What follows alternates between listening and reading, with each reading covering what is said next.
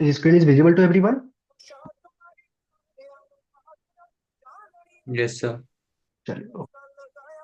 अब प्लीज सारे अपने आप को, यस अपने सर। माइक को प्लीज ऑफ कर, म्यूट कर लो यार, कौन कौन है।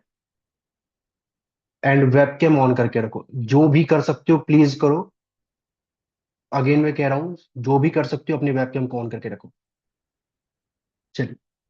सो ना, आज की क्लास का जो एजेंडा है हमारा, वो कुछ इस तरीके से है कि सिंस अब आपके पेपर के ऑलमोस्ट देखा जाए तो अराउंड एक महीना बस बाकी है। तो एक महीने लेके मत चलो, क्योंकि कई सारे पेपर आपके सेक का है, वीएसी है, जीई है। तो सबको लेकर चलोगे तो उन सबको भी पढ़ना है, तो 20-25 दिन काफी है। तो बेसिकली हम लोग आज की क्लास में ये डिस्कस करने वाले हैं कि जो आपका तीन कोर पेपर है, that is micro, MME and stats. Mainly मैं जो इकोनॉमिक्स ऑनर्स वाले बच्चे हैं, चाहे वो रेगुलर वाले हों या फिर सोल वाले हों, मैं उनके लिए ही ये बेसिकली आज का क्लास जो है वो पूरे के पूरे तरीके से रेलेवेंट रहेगा। बाकी ऐसे भी बच्चे हैं जिन्होंने कि कोई और प्रोग्राम ले रखा है, बीकॉम ले रखा है, बीकॉम ऑनर्स ले रखा है, या बीए प्रोग्राम कोई भी पेपर से ले रखा है, एंड उनके पास इकोनॉमिक्स है, माइक्रो इकोनॉमिक्स। तो उनके लिए भी फायदेमंद है, बट यही है कि उनको फिर एमएमई एंड स्टैट्स का जो कंसेप्ट मैं बताऊंगा वो इंपॉर्टेंट नहीं है उनके लिए। बस माइक्रो बस आपको काम देगा, बाकी एमएमई स्टैट्स उन्हीं के लिए इंपॉर्टेंट है जो डीयू सॉल्व में या फिर रेगुलर में इकोनॉमिक्स ऑनर्स ऑप्ट करके बैठे हुए। ओके। चलिए।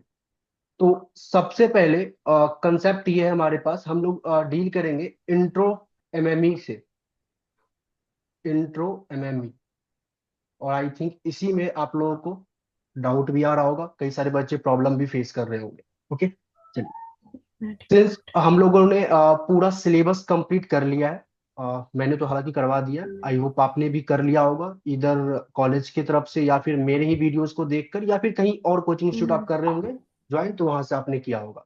हम लोग यहाँ पे ये डिस्कस करने वाले हैं कि अगर हमारा सिलेबस कंप्लीट हो गया है, तो अब मेन काम है प्रैक्टिस करना। तो प्रैक्टिस कहाँ से करेंगे, किस वे में हम लोग को प्रैक्टिस करना है, किस टॉपिक के ऊपर ज्यादा फोकस करना है, एंड किस टॉपिक से कितना क्वेश्चंस आने की प्रोबेबिलिटी है, मतलब क्या टॉपिक कितना नंबर मेरे को देके जाएगा, ये सब चीज हम लोग डिस्कस करने वाले हैं। आप में से किसी को भी कोई भी डाउट हो बीच में, तो आप मेरे को हैंड रेज करके पूछ सकते हो, ठीक है। यस तान्या, रिकॉर्डिंग आपको मिल जाएंगी, बट ट्राई करो कि क्लास में बने रहने का, ठीक, सो दैट कि आपको कोई भी डाउट आए तो आप उससे पूछ सको, मेरे से पूछ सको, ठीक है। चलिए। अब ध्यान से देखते हैं थोड़े से इस कंसेप्ट को।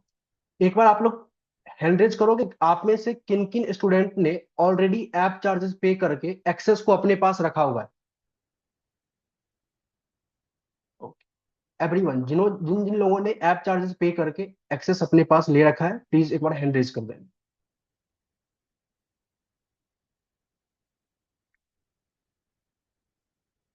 ओके। 12, 13, ठीक है, 14। ओके। और कोई है? ओके, 16। और कोई जिन्होंने आज की मीटिंग में, वो सारे बच्चे जिन्होंने ऐप का एक्सेस ले रखा है ऑलरेडी?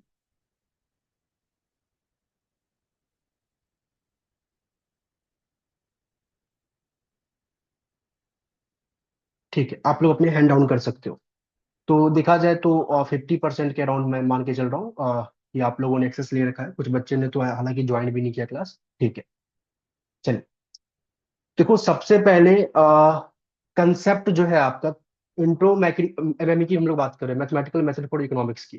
तो सबसे पहले एक चीज तो क्लियर कर लो कि आपके पास कंसेप्ट आपको अच्छे से आना चाहिए। इसमें तो आप किसी तरीके का कोई भी चेंजेस नहीं कर सकते। अगर आप ऐसा सोच रहे हो कि पीवाईक्यू को सॉल्व करके या सिर्फ दो तीन न्यूमेरिकल को सॉल्व करके पेपर आपका अच्छा चला जाएगा, तो आप इस भ्रम में मत रहना। क्योंकि अगर पेपर एग्जामिनर थोड़ा सा भी घुमाकर बनाता है, तो आप उस टाइम पे फेल भी कर सकते हो, क्रॉस भी आ सकता है। आप अपने रिस्पेक्टिव कॉलेज के सीनियर से पूछ सकते हो। एमएमई एंड स्टैट्स में कई बच्चों को ईआर इसेंशियल रिपीट आ चुका है लास्ट ईयर 2023 के पेपर में। जबकि 2023 का एमएमई का पेपर इजी था, स्टैट्स का पेपर थोड़ा टफ था, बट एमएमई का पेपर इजी था। स्टिल कई सारे बच्चों को इसेंशियल रिपीट आया हुआ है 2023 के पेपर में, आप अपने सीनियर से पूछ सकते हो। उनका जो मेन प्रॉब्लम ये था कि उन लोगों ने क्या किया, इस चीज को छोड़ दिया और सिर्फ पीवाईक्यूज जो मार्केट में अवेलेबल होता है 10 इयर्स का, 12 इयर्स का, पीवाईक्यूज के क्वेश्चंस को कर कर वो गए थे। लेकिन पीवाईक्यूज को अगर आप क्वेश्चन करते हो तो आपके लिए फायदेमंद तभी होगा वो जब डायरेक्टली क्वेश्चन पूछ लिया जाए पीवाईक्यू से बेसिकली। अगर मान लेते एग्जामिनर थोड़ा सा घुमाकर या एप्लीकेशन बेस्ड क्वेश्चन पूछ लेता है तो ऑन दैट टाइम आप उसको नहीं सॉल्व कर पाओगे। सो सबसे मेन, चाहे कोई कुछ कहे, कॉलेज के प्रोफेसर या कोई भी कुछ कहे, कंसेप्ट को कभी इग्नोर मत करना। कंसेप्ट तो आपको आने ही चाहिए, तभी जाके आप आगे काम कर सकते हैं। और अच्छा, बात रहे कि कई सारे ऐसे बच्चे हैं आप में से जिन्होंने अभी तक हो सकता है कि स्टार्ट भी नहीं किया है, क्योंकि मेरे पास कई सारे ऐसे मैसेज आते हैं कि सर मैंने 5 दिन पहले से स्टार्ट किया है पढ़ना या 10 दिन पहले से स्टार्ट किया है पढ़ना। तो वो सारे बच्चे भी अभी भी आपके पास टाइम है इतना कि आप कंसेप्ट को क्लियर कर सकते हो। अच्छे तरीके से नहीं, बट बेसिक लेवल पे क्लियर कर सकते हो हर एक टॉपिक के हर एक कंसेप्ट। क्योंकि कंसेप्ट अगर क्लियर रहेगा तभी जाके आप क्वेश्चन को रिकॉग्नाइज कर पाओगे पेपर में, और उसके बाद उसके सॉल्यूशंस को लिख पाओगे। ठीक है, चलिए। तो थोड़ा इंट्रो एमएमई का मैं कंसेप्ट बताऊं इस बार पेपर का। तो अगर आपने सिलेबस देखा होगा तो आपको पहले से पता है टोटल 90 मार्क्स के आपका एंटम एग्जाम होने वाला है। 90 मार्क्स का जो पेपर बने मिलेगा आप लोगों को, उसमें 90 मार्क्स के क्वेश्चंस आप लोगों को सॉल्व करने हैं। पिछले साल क्या हुआ था कि इस 90 मार्क्स के लिए टोटल 13 क्वेश्चंस दिए गए थे बच्चों को, जिनमें से 9 क्वेश्चंस करने थे। तो ऑब्वियसली सी बात है 10 मार्क्स हर एक क्वेश्चन के लिए था। ईच मार्क्स की जो वेटेज थी वो, सॉरी, ईच क्वेश्चन की जो वेटेज थी वो 10 मार्क्स था। तो 13 क्वेश्चन टोटल थे, 13, एंड जिसमें कि 9 करने थे। तो एक्स्ट्रा आपको 4 क्वेश्चन मिले थे। इसका अगर आप मार्जिन निकालो तो एक्स्ट्रा आपको 4 क्वेश्चंस मिले थे जिसको आप स्किप कर सको। इस साल ऐसा नहीं है। इस साल आपको इस 90 मार्क्स के लिए टोटल 10 क्वेश्चंस मिलेंगे, जिसमें से आपको 9 क्वेश्चंस करने हैं। तो यू हैव 10 क्वेश्चंस, जिसमें से 9 क्वेश्चंस आपको सॉल्व करने हैं, सो दैट कि आपको 90 मार्क्स आ सके। तो ओनली आपके पास एक ही क्वेश्चन का ऑप्शन होगा जिसको आप इधर उधर कर सकते हो, मतलब छोड़ सकते हो। पहले के मुकाबले थोड़ा सा ये आप लोगों के लिए डिसएडवांटेज। तो पहला तो ये समझ लो। ठीक है, हो सकता है एग्जामिनर पेपर बनाते टाइम थोड़ा ऑप्शन दे दे, वो अलग वाली बात है, लेकिन जो आपके सिलेबस में लिखा हुआ है, जो आपके जो मीटिंग्स ऑफ मिनट्स में लिखा हुआ है, उसमें कुछ इसी तरीके से है। टोटल 10 क्वेश्चंस रहेंगे, जिसमें से 9 क्वेश्चंस आपको करने हैं। इच क्वेश्चंस का जो मार्क्स है, जो वेटेज है, वो 10 मार्क्स रहेगा। और हो सकता है इस 10 क्वेश्चन को आप डायरेक्टली 10 मत समझो, ये सब पार्ट में आ सकते हैं। ये जो 10 क्वेश्चन है, इच क्वेश्चन may have 2 सब पार्ट्स। इसका मतलब क्या है कि आपको एक ऑप्शन, मतलब ऐसा ऑप्शन नहीं मिलेगा, बस ये होगा कि एक ही क्वेश्चन के अंदर में, लेट सपोज क्वेश्चन नंबर 1 है, इसका ए पार्ट होगा 5 नंबर का, बी पार्ट होगा 5 नंबर का। तो अगर आप ऐसा मान के चलते हो, और फ्रॉम द लास्ट 5 ईयर का पेपर देखा जाए तो लगभग हर एक क्वेश्चन में आपको सब पार्ट मिलेंगे, मतलब 2 क्वेश्चन रहेंगे। तो आप इसको 10 ना लेकर टोटल 20 क्वेश्चन लेकर चलो। और 20 क्वेश्चन में आपको 18 क्वेश्चन करने हैं, और टाइमिंग आपके पास होगा 3 घंटा। तो इस चीज को लेकर मैं सबसे पहला जो आप लोगों को एक सबसे बहुत इंपॉर्टेंट जो बच्चा मिस्टेक करता है वो आपको समझा देता हूँ, वो है टाइम मैनेजमेंट। आपको क्वेश्चन आता होगा, आप अच्छे से उसको कर सकते हो, लेकिन आप टाइम मैनेजमेंट अच्छे से नहीं कर पा रहे हो, सो डैट कि आपके क्वेश्चंस वहां से छूट जाएंगे। कई बार ऐसा होता है कि बच्चे पेपर के बाद बोलते हैं कि सर ये क्वेश्चन मेरा छूट गया है। तो ये just because of time management. और एमएमई एक ऐसा पेपर है, अगर आप किसी भी एक क्वेश्चन में फंस जाते हो, लेट सपोज आप क्वेश्चन को सॉल्व कर रहे हो और इस क्वेश्चन में आप फंस गए, तो इस क्वेश्चन को लेकर मत बैठना, सीधा आप दूसरे क्वेश्चन की तरफ प्रोसीड कर देना। ऐसा नहीं कि जिस पे फंसे हैं उसको सॉल्व करके मानना है, ऐसा बिल्कुल मत करना। आप सीधा दूसरा क्वेश्चन ले लेना जो आपको आता हो या जो आप सॉल्व करना चाहते हो। तो किसी भी एक क्वेश्चन पे अगर आप ज्यादा समय दोगे तो फिर दिक्कत होगा। तो आप अपने अकॉर्डिंग टाइम मैनेजमेंट कर लेना कि आपको टोटल 18 क्वेश्चन डील करने, 18 क्वेश्चन सॉल्व करने हैं। और 18 क्वेश्चन के लिए आपको 3 घंटा मिलेगा, जो कि 180 मिनट होता है। तो आप उस अकॉर्डिंग अपना डिवाइड कर लेना कि आपको पर क्वेश्चन पे कितना समय देना है। और ऑलमोस्ट हर एक क्वेश्चन का वेटेज इक्वल ही रहेगा, आई थिंक 5 मार्क्स होगा। यहां तक में किसी को doubt anyone? No sir. चलिए, वेरी। अब ध्यान से देखते हैं। अब ये तो हालांकि आपके सिलेबस में लिखा हुआ है, इसको बताने का ज्यादा बेसिकली फायदा है नहीं। ये आपको पहले से भी आता होगा, या फिर जिसने सिलेबस को अच्छे से पढ़ा है उसको ये समझ में आता होगा। मेरा काम ये है कि इस 90 मार्क्स को जो आपके सिलेबस में ब्रेक किया गया है, और वो जो ब्रेक हुआ है वो किस टॉपिक से ज्यादा प्रोबेबिलिटी है क्वेश्चन आने का, वो एक्सप्लेन करना। तो सबसे पहले मैं वही कर रहा हूँ। अभी पूरा का पूरा हम लोग पहले एमएमई के ऊपर काम करेंगे, फिर जाके नेक्स्ट पेपर की ओर हम लोग बढ़ेंगे। सबसे पहला पेपर बेसिकली आपका जो एमएमई है, उसमें सबसे पहला यूनिट है आपका यूनिट नंबर 1, जिसमें कि आप प्रीलिम्स और यू कैन से इंट्रोडक्शन पढ़ते हो। यूनिट नंबर 1 का अगर मैं वेटेज लिखूं, तो जैसा कि मैंने कुछ थोड़ा सा पिछले 5-10 सालों के पेपर को देखकर, वैसे पहले भी मैंने किया हुआ है, बट फिलहाल आपका सिलेबस चेंज हुआ है तो उसके अकॉर्डिंग मैं लिख रहा हूँ।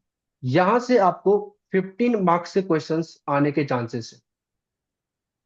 15 मार्क्स में वो मार्क्स लिख रहा हूँ जो कि आपको लेकर आना है। हो सकता है कि इस 15 मार्क्स के लिए 20 मार्क्स का क्वेश्चन हो, मतलब जो एक एक्स्ट्रा ऑप्शन क्वेश्चन हो वो हो सकता है इसी से हो जाए, या यूनिट नंबर 2 से हो। तो वो पेपर जब आएगा उस पर डिपेंड करता है, बट मैं ऐसा लिख रहा हूँ कि 15 मार्क्स आपको फर्स्ट यूनिट से लेकर आने हैं, सो डैट कि आप 90 में 90 स्कोर कर सको। अब ये फर्स्ट यूनिट के लिए इस 15 मार्क्स को कैरी करने के लिए, 15 मार्क्स को लाने के लिए आपको किस टॉपिक पे सबसे ज्यादा फोकस करना है। तो मैं ना ऑर्डर वाइज लिखूंगा। अगर रैंक 1 किसी टॉपिक को दे रहा हूं तो मतलब वो पहला प्रेफरेंस होगा, मतलब सबसे इंपॉर्टेंट वो होगा। रैंक 2 मतलब दूसरा नंबर पे जो मैं लिखूंगा उसकी रैंक 2 है, मतलब वो सेकंड प्रेफरेंस होगा, and so on so fourth. तो सबसे पहला जो आपको इंपॉर्टेंट देना है यूनिट नंबर 1 के टॉपिक में, जो कि है relation and function. Relation and function, जिसमें कि आपसे पेपर में डोमेन एंड रेंज ये निकालने से के लिए पक्का पूछेगा ही पूछेगा। दूसरा, आपको ध्यान देना है इनइक्वालिटी के ऊपर। इन इक्वालिटी, ये इनइक्वालिटी हो सकता है आपको लॉगरिथम फंक्शन से पूछ ले, पॉलिनोमियल फंक्शन से पूछ ले, एक्सपोनेंशियल से पूछ ले, वो कुछ भी पूछ सकता है। तो जैसे कि आप जब देखोगे ना चैप्टर नंबर 1 फर्स्ट यूनिट में, वहां बस लीनियर इनइक्वेशन दे रखा है। फिर जैसे जैसे आगे बढ़ते हो चैप्टर 2 चैप्टर 3, फिर जाके डिफरेंट डिफरेंट फंक्शन पढ़ते हो, तब जाके डिफरेंट डिफरेंट इनइक्वालिटी आती है। तो यहाँ पे आप ऐसा मत समझना कि बस लीनियर इनइक्वेशन पूछेगा, नहीं, यहाँ पे आपके पास अलग अलग टाइप के फंक्शन से भी इनइक्वालिटी आ सकता है, जो कि मैंने चैप्टर अपने मेरे जो अपने बुकलेट में चैप्टर नंबर 1 में जो क्वेश्चन दिया था, मतलब वहीं से आएगा। तो दूसरा प्रीफरेंस है आपके इसका इनइक्वालिटी। जो तीसरा रैंक है फर्स्ट यूनिट से, वो है आपके लिए logic, and the fourth one is sets. थोड़ा सा अगर मैं आपको बता दूं, पहले प्रीफरेंस से मैं पक्का 5 नंबर लेके चल रहा हूँ, 5 नंबर का क्वेश्चन आएगा ही आएगा। अगर आप डोमेन एंड रेंज अच्छे से करके बैठे हो तो 5 नंबर आपको मिलेगा मिलेगा। दूसरे से भी पक्का 5 नंबर आपको आएगा ही आएगा, इनइक्वालिटी। इन दोनों में से किसी भी एक का क्वेश्चन आएगा 5 नंबर का। ज्यादा चांस है इस बार लॉजिक के क्वेश्चंस के आने के, क्योंकि आई थिंक लास्ट ईयर के पेपर में लॉजिक का क्वेश्चन नहीं था। तो इस तरीके से आपका 15 मार्क्स, इन 4 टॉपिक में से 3 क्वेश्चंस रहेंगे, जिसमें कि आपको 15 मार्क्स लेकर आने हैं। अच्छा, रिलेशन एंड फंक्शन में हो सकता है डोमेन एंड रेंज के साथ साथ इनवर्स फंक्शन भी निकालना आपको बोल दे कि फंक्शन का इनवर्स निकाल लो। इनवर्स थ्योरम जो हम लोगों ने पढ़ा था, तो वो भी आप इसमें इंक्लूड कर सकते हो। तो मेनली आपको 15 मार्क्स एंड फर्स्ट यूनिट के लिए इन 4 टॉपिक पे अच्छे से ध्यान से फोकस देकर पढ़ना है। क्लियर है? किसी को डाउट? एनीवन? No sir. चलो, जिसमें कि ये पक्का आएगा, ये पक्का आएगा, 10 नंबर तो पक्का आएगा, और इन दोनों में से कोई एक भी पक्का आएगा। 15 नंबर लेके ही चलो, बाकी देखते हैं मेरा जो एक्सपेक्टेशन है कितना सही होता है आप लोगों के साथ। ये आपका फर्स्ट यूनिट का कंसेप्ट है।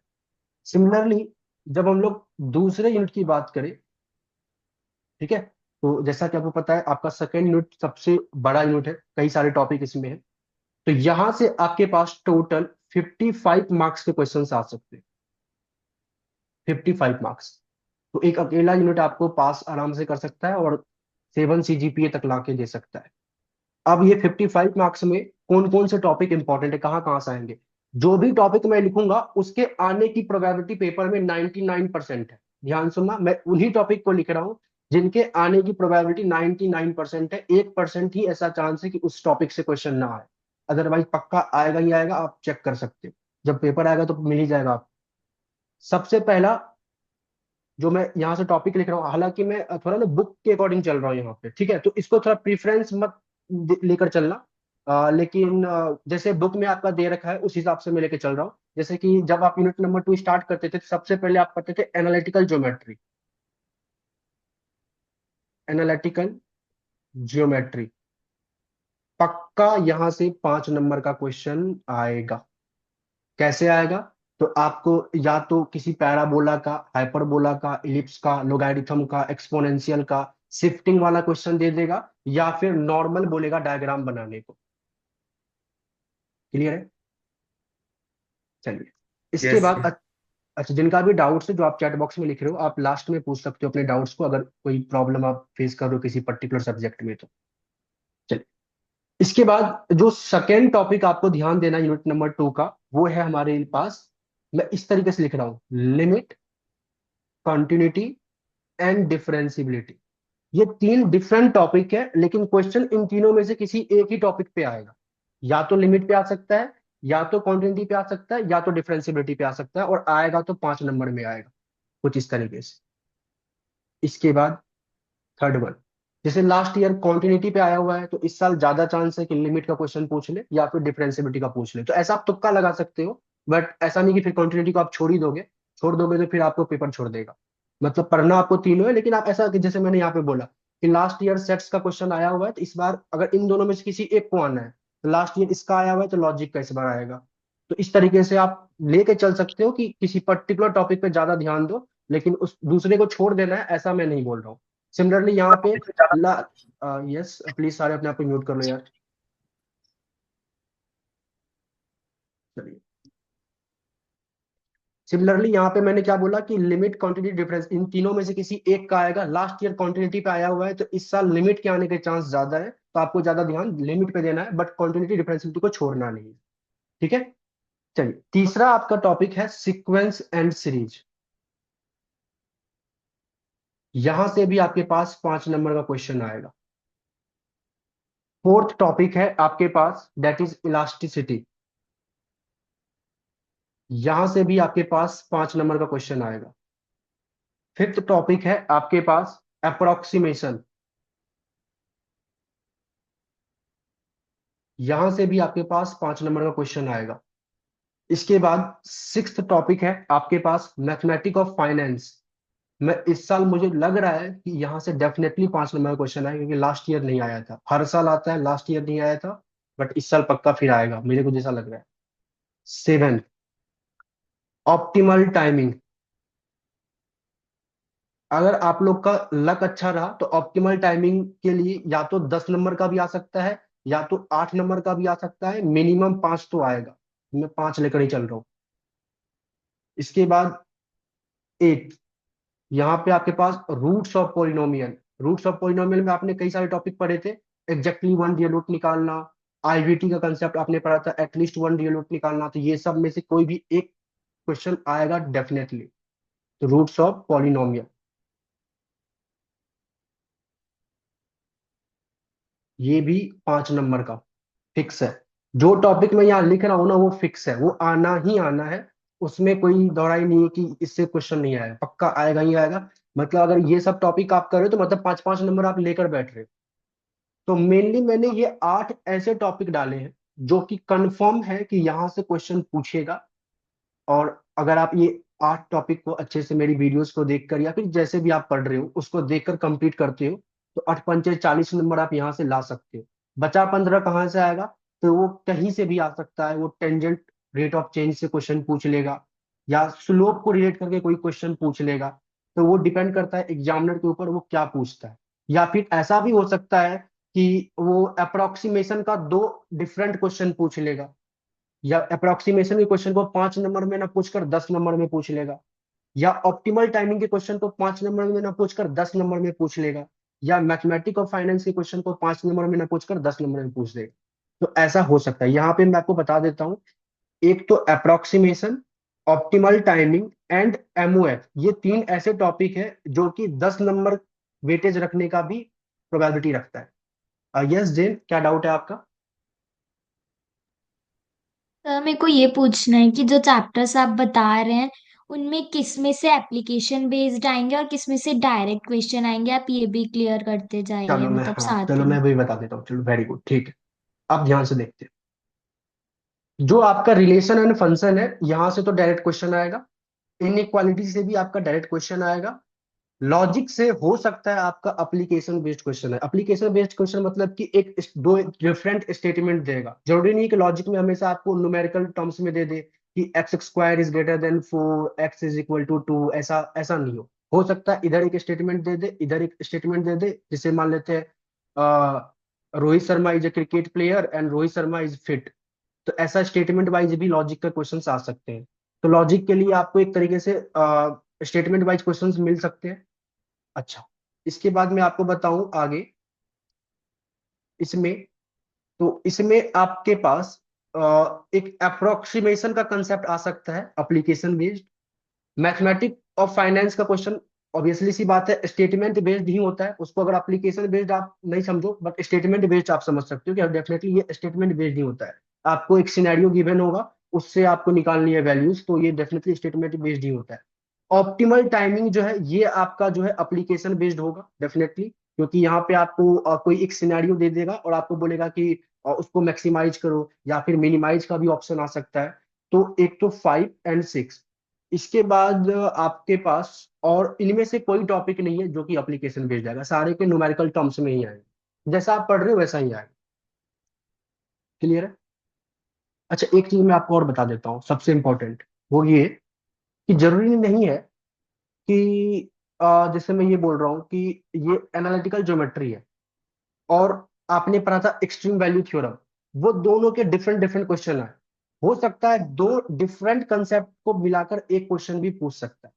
सिमिलरली जरूरी नहीं है कि लिमिट का आया तो लिमिट का ही हो, लिमिट एंड कॉन्टिन्यूटी दोनों एक क्वेश्चन में पूछे जा सकते हैं।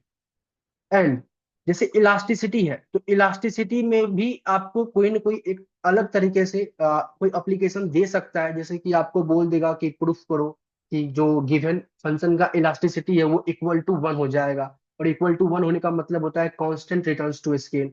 तो इस तरीके से आपको पेपर में आ सकता है, लेकिन जो मैं पीडीएफ आप लोगों के साथ शेयर करूंगा उसमें वो सारे आपको क्वेश्चंस मिल जाएंगे। ठीक है? यस नहीं, इलास्टिसिटी में आ सकता है, लेकिन इलास्टिसिटी में एप्लीकेशन बेस्ड कम रहता है, वहां पे नॉर्मली आपको बताता है रेट ऑफ चेंज या फिर नॉर्मली मेंशन कर देता है कि ये इलास्टिसिटी फाइंड आउट आपको करना है फिलहाल के लिए तो। यस अंशिका, क्या डाउट है आपका? सर मैं पूछना चाहती हूँ जो प्रूफ्स हैं जैसे हमारे न्यूटन बायनॉमियल वाले वो भी आते हैं क्या? यस, इस अप्रोक्सीमेशन के अंदर में सर्ड आ गया, normal approximation, Taylor approximation, Newton binomial approximation, surd आ गया। ठीक है, तो एक क्लास में आई थिंक मैंने कवर किया, तो एक क्लास में जो कंसेप्ट वो ऑलरेडी हो चुका है। चलिए, सो सर चाहो तो। यस अंशिका बोलो। सर इनके डायरेक्ट प्रूफ्स आते हैं या फिर उनका यूज करके हमें अप्रोक्सीमेशन निकालना रहता यूज है? करके अप्रोक्सीमेशन निकालना होता है। ओके, चलिए। सो इस तरीके से आपको सेकेंड यूनिट के लिए इन सभी टॉपिक के ऊपर अच्छे तरीके से कंसेप्ट को देखना है एंड क्वेश्चन को सॉल्व करना है। ओके, इसके बाद अगर मैं लास्ट यूनिट की बात करूं, जो आपका तीसरा यूनिट है, जैसे मैंने आपको बोला ये जो मैं मार्क्स लिख रहा हूँ, जैसे शुरुआत के मैंने 15 लिखे हैं, इसकी में 55 लिखे हैं, ये सब वो मार्क्स है जितने क्वेश्चंस आपको लिखने हैं जो आपको चाहिए। तो अगर 55 यहाँ पे आ गया, 15 यहाँ पे आ गया, तो कितना बचा? 20 ना। तो यूनिट नंबर 3 से 20 मार्क्स ना लिखकर मैं ना यहाँ 30 मार्क्स लिख रहा हूँ।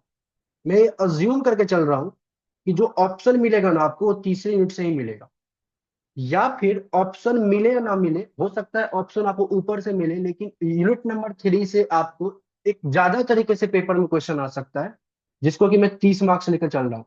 ये हर साल ऐसा होता है कि यहाँ से 25 से 30 मार्क्स का क्वेश्चन पेपर में आता ही आता है। आप लास्ट ईयर के पेपर को भी देखोगे तो वहां पे अभी आपको 25 मार्क्स का क्वेश्चन दिख जाएगा, उससे पहले ईयर का पेपर देखोगे तो वहां पे भी 25 दिख जाएगा।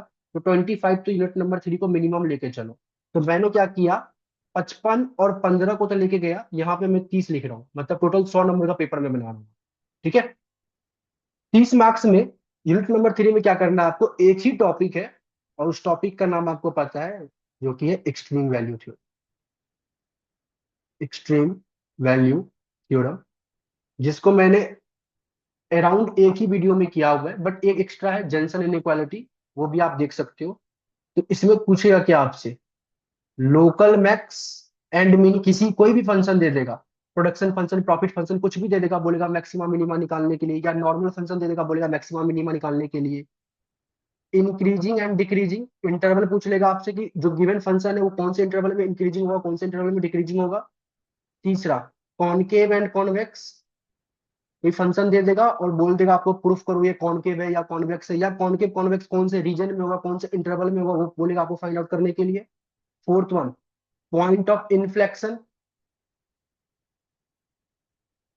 या फिर क्रिटिकल पॉइंट, ये सब फाइंड आउट करने के लिए आपको बोल सकता है, और स्टेशनरी भी बोल सकता है। Point of inflection, critical point, stationary point, ये सब निकालने के लिए आपको बोल सकता है। And the last one and important part, diagram बनाओ, draw the graph of the function.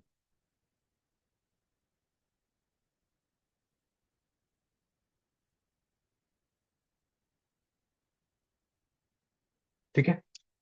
अगर ये बेसिकली मैंने एक क्लास में किया है जो कि यूट्यूब पे अवेलेबल है।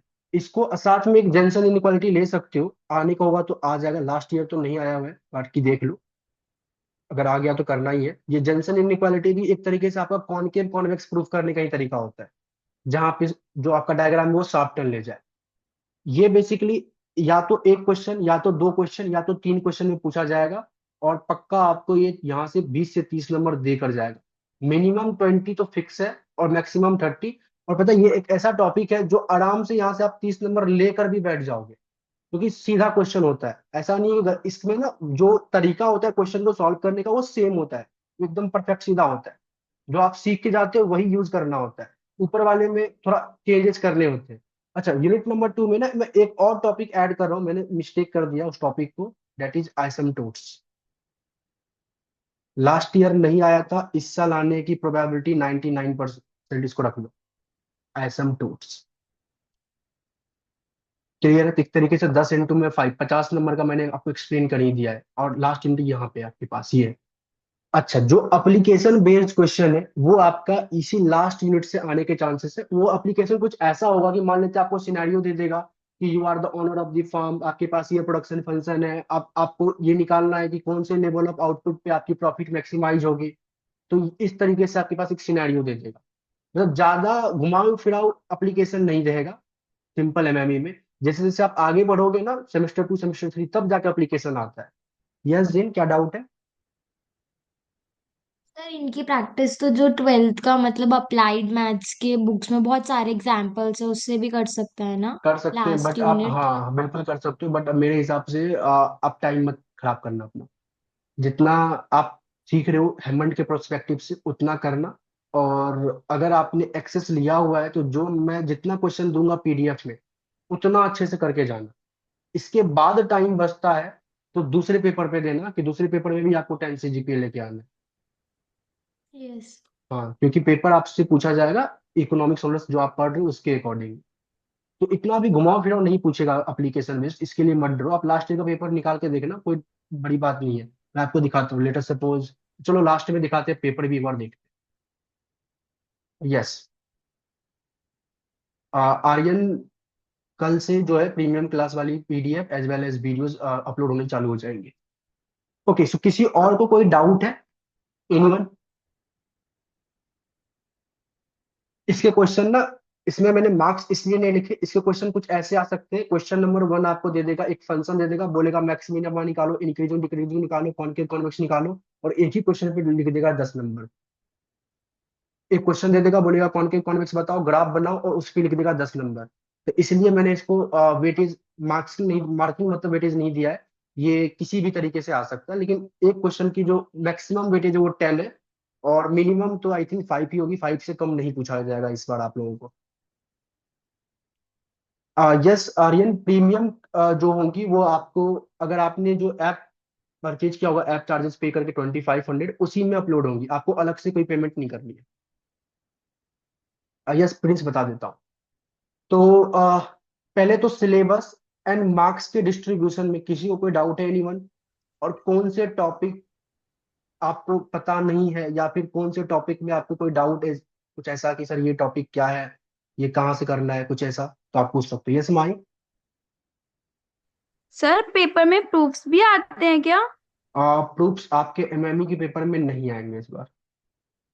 Okay sir. ठीक है, प्रूफ्स अगर आते हैं, बहुत रेयर चांस, तो यहाँ से आ सकता है ये वाला टॉपिक सेट्स, बाकी कहीं से और से नहीं आएगा। चलिए, और किसी को डाउट, एनीवन? No sir. चलिए, ठीक है। तनिष्का, मैं आप सभी के डाउट्स को बताता हूँ, थोड़ा टाइम दो, उसके बाद मैं आपको बताऊंगा कैसे क्या करना है, बुकलेट आपने किया या नहीं किया, एंड जो बच्चा शुरुआत फिर से स्टार्ट कर रहा है उसके लिए कैसे क्या करना है वो। ठीक है, चलिए। सो ये आपका जो है क्या कहते हैं, इंट्रोडक्टरी एमएमई का कंसेप्ट था। 90 नंबर का, फिर मैं दोबारा रिपीट करूँ, 90 नंबर के क्वेश्चंस रहेंगे, 10 क्वेश्चंस पूछे जाएंगे, जिसमें से 9 आपको करने हैं। 9 को मत लेके चलो, 18 क्वेश्चंस रहेंगे उसमें, सब हर एक क्वेश्चन में 2 पार्ट्स हो सकते हैं। किसी एक ही ऐसा क्वेश्चन होगा, एक या दो, जिसमें कि सीधा 10 नंबर का रहेगा, बाकी सब में सब पार्ट रहेगा। तो आप उसको 18 क्वेश्चन लेके चलो, 180 मिनट का समय मिलेगा। तो हर एक क्वेश्चन पे आपको कितना समय देना है, टाइम देना है, ये आप अपना मैनेजमेंट करके चलोगे। आपका फर्स्ट यूनिट 15 नंबर आपको देगा, इसके लिए आपको ये 4 टॉपिक अच्छे से करने हैं। सेकेंड यूनिट आपको 55 नंबर देगा, 55, जिसके लिए आपको ये टोटल 10 टॉपिक अच्छे से करने हैं। और जो आपका तीसरा यूनिट है वो 30 नंबर देगा, और सबसे इजी यूनिट है, जिसके लिए आपको बस 2 वीडियो देखना है। 2 वीडियो, आपको 30 मार्क्स आ चुके हैं। अच्छा, वीडियो देखने का मतलब ये नहीं कि जो मैं कर रहा हूँ उसको बस रट लो, समझो उस चीज को, तभी होगा कुछ। चलिए, इसके बाद हम लोग थोड़ा बात करते हैं। यस अंशिका? सर जो आप प्रोवाइड करेंगे एग्जाम स्टाइल क्वेश्चन सर वो इनफ रहेंगे? डेफिनेटली, मैं आपको दिखाऊंगा, लास्ट तक बने रहो, सब क्लियर हो जाएगा अच्छे तरीके से, ओके सर। क्या है कैसे। ठीक है, चलिए। इसके बाद हमारे पास जो दूसरा कोर पेपर है वो है इंट्रोडक्टरी स्टेप्स। पता है आपको एमएमई से डरना नहीं चाहिए, आपको डरना चाहिए इससे। इसलिए क्योंकि अगर आप अच्छे से तन मन धन तीनों बिना लगाए अगर आप स्टैट्स पढ़ रहे हो, तो पक्का ये फेल कराएगा। क्योंकि जो सेमेस्टर 1 का स्टैट्स है आपका, उसके क्वेश्चन पूछने का तरीका कुछ भी हो सकता है। आप ऐसे डिवोर को अगर आप सॉल्व कर रहे होंगे, या फिर मैंने जो बुकलेट में क्वेश्चंस दिए हुए हैं उसको आपने सॉल्व किया होगा, तो आपको समझ में तो आ ही गया होगा। बाकी क्वेश्चन ऐसा नहीं है कि जो आप पढ़ के जाओगे हूबहू वैसा ही आए। मेन एप्लीकेशन या मेन क्वेश्चन में चेंजेस आपके इसी पेपर में होंगे, इंट्रो स्टैट्स में। यही सबसे खतरनाक पेपर है आपके सेमेस्टर 1 का। इसके बाद है एमएमई। एमएमई में तो अगर आप मेहनत कर रहे हो, सब कुछ समझ कर चल रहे हो, तो लिख कर आओगे, ये तय है, फिक्स है। लेकिन यहाँ पे अगर आप सब कुछ करके गए हो, फिर भी चांसेस है कि एक आध क्वेश्चन छूट जाएगा। अगर आपको नहीं विश्वास तो अपने सीनियर से पूछ लो, लास्ट ईयर उन्होंने क्या करके आया है। लास्ट ईयर का पेपर बहुत टफ है। मतलब अगर स्टूडेंट्स के पॉइंट ऑफ व्यू से देखा जाए तो टफ था, लेंथी था। बाकी और सारे ईयर के पेपर के मुकाबले इस साल हो सकता है आपका इजी भी आए, या फिर हो सकता है उससे भी ज्यादा टफ आए। वो डिपेंड करता है कि आप लोगों ने कैसा पढ़ा है, वो बात की बात है। चलिए, यहाँ पे भी सेम कंसेप्ट है, 90 मार्क्स के क्वेश्चंस होंगे, मतलब 90 मार्क्स आपको लेके आने हैं। स्टैट्स के लिए आपके पास बेसिकली कुछ इस तरीके से आप इसको लेके चल सकते हो कि यहाँ पे ना क्वेश्चन कितने होंगे इसका कोई पैटर्न नहीं है फिक्स। क्वेश्चन कुछ इस तरीके से भी हो सकता है कि टोटल 12-13 क्वेश्चंस होंगे, या टोटल 10 क्वेश्चंस होंगे, ऐसे भी हो सकते हैं। हाँ, लेकिन किसी पर्टिकुलर क्वेश्चन का जो वेटेज होगा वो मिनिमम 5 मार्क्स होगा, और मैक्सिमम 8 से लेकर 10 मार्क्स हो सकता है। तो यहाँ पे मैं ना ज्यादा इसको एक्सप्लेन नहीं कर रहा हूँ कि कितने क्वेश्चंस आएंगे, कितने बनेंगे, वो करके भी आपको नहीं जाने, क्योंकि स्टैट्स में हो सकता है कि एक ही प्रोबेबिलिटी में आपको कंडीशनल बायस सब घुसा दे, तो वो 10 नंबर आपको पूछ लेगा, ऐसा कुछ है। तो इसको ऐसे नहीं बताकर मैं ऐसा बता रहा हूँ कि स्टैट्स के लिए भी आपके पास टोटल 4 यूनिट है, नहीं 4 नहीं 5 यूनिट है। तो सबसे पहले बात करते हैं हम लोग यूनिट नंबर 1 की, फर्स्ट यूनिट की। ठीक है, सो पहले यूनिट के अंदर में करना क्या है आपको, ये जिस तरीके से आपको पता है यूनिट, अच्छा पहले यूनिट को छोड़ के ऐसे ही लिखो, यूनिट 1। आर्यन, मैंने आपको बताया कि थोड़ा वेट करो, मैं आपको लास्ट तक बताऊंगा कैसे क्या करना है।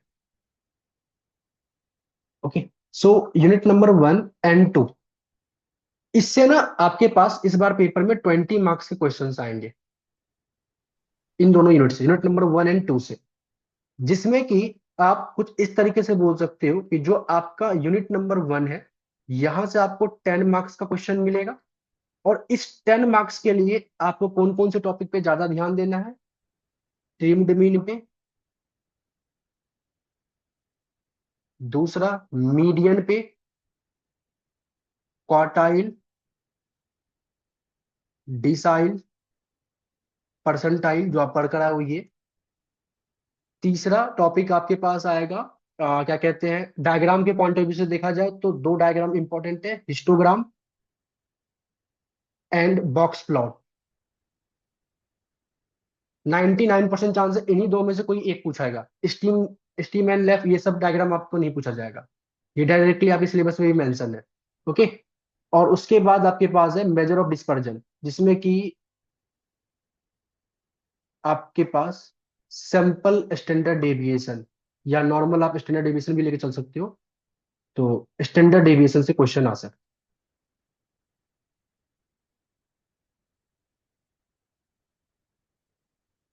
कोई भी एक क्वेश्चन होगा जिसमें आपको बोलेगा मीन निकाल लो, ट्रिम्ड मीन निकाल लो, या ट्रिम्ड मीन का आएगा तो वही बोलेगा मीन निकालो, ट्रिम्ड मीन निकालो, एंड हिस्टोग्राम डायग्राम ड्रॉ कर लो कुछ इस तरीके से। या तो मीडियन पूछ लेगा, क्वार्टाइल पूछ लेगा, डिसाइल पूछ लेगा, या तो किसी पर्टिकुलर क्वेश्चन में मीन एंड स्टैंडर्ड डेविएशन की कुछ प्रॉपर्टीज की हेल्प से कोई क्वेश्चन पूछ लेगा। क्या यहाँ पे एप्लीकेशन बेस्ड क्वेश्चंस आ सकते हैं? यस आ सकते हैं, मतलब थोड़ा सा आपको स्टेटमेंट बेस्ड में लिख देगा, जैसे लास्ट ईयर में लिखा गया था, जहाँ पे जो बच्चा को ये पता होगा कि sum of the deviation of arithmetic mean always equal to zero होता है, मतलब summation of x i minus x bar ये इक्वल टू जीरो होता है, बस वही सॉल्व करके बैठा होगा, बाकी सब नहीं करके बैठा होगा। तो जो प्रॉपर्टीज वगैरह होती है स्टैंडर्ड डेविएशन की, ये सब आपको अच्छे तरीके से आना चाहिए, सो डैट कि आप उस क्वेश्चन को, मतलब एक ही क्वेश्चन पूछा जाएगा और एक ही क्वेश्चन में दो पार्ट हो सकते हैं, और टोटल आपको 10 मार्क्स में आएगा।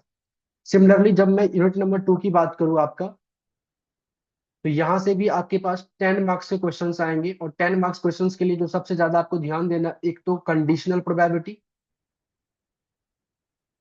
और दूसरा बायस थ्योरम। इन दोनों में से कोई भी एक क्वेश्चन आ सकता है, या दोनों के दोनों आ सकते हैं 5-5 नंबर में। अब इसका ये मतलब नहीं कि नॉर्मल प्रोबेबिलिटी नहीं आएगा, वो भी आ सकता है, लेकिन आपको इन दो टॉपिक पे ज्यादा अच्छे तरीके से ध्यान देकर चलना है। क्लियर है? तो इस तरीके से आपके 20 मार्क्स के लिए आपको ये सारे टॉपिक पे अच्छे तरीके से रिवीजन करके एंड क्वेश्चन को प्रैक्टिस करके जानना है। एनीवन किसी को डाउट फर्स्ट यूनिट के लिए? No sir.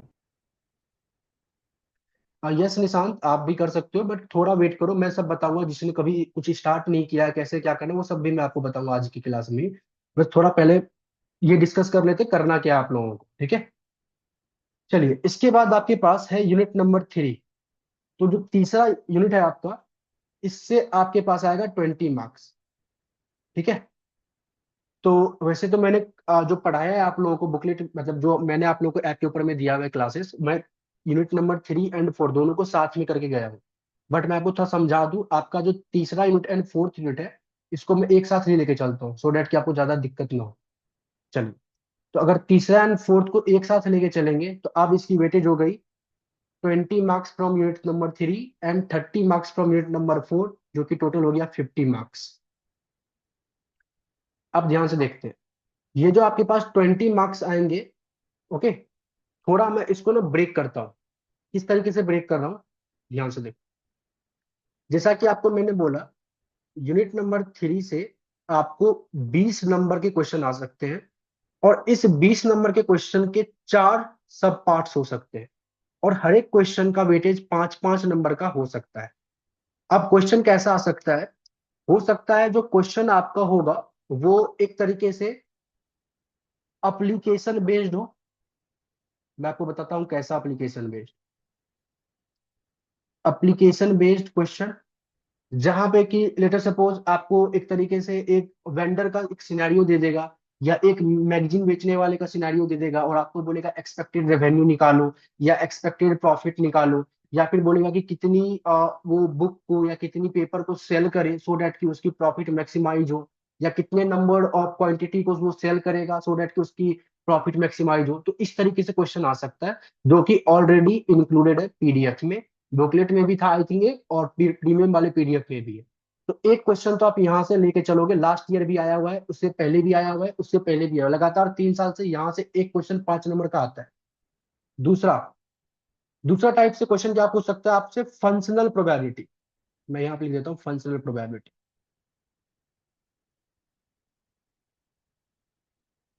फंक्शनल प्रोबेबिलिटी मतलब क्या है कि आपको एक पीडीएफ या सीडीएफ फंक्शन दे देगा और उसके क्रॉसपॉन्ड में आपसे प्रोबेबिलिटी पूछा जाएगा। इसको हम लोग बोलते हैं फंक्शनल प्रोबेबिलिटी। हर साल पेपर में आता है, तो ये 5 नंबर भी फिक्स लेके चलो। तीसरा टॉपिक ध्यान से देखते हैं। तीसरा आपसे पूछेगा नॉर्मल प्रोबेबिलिटी।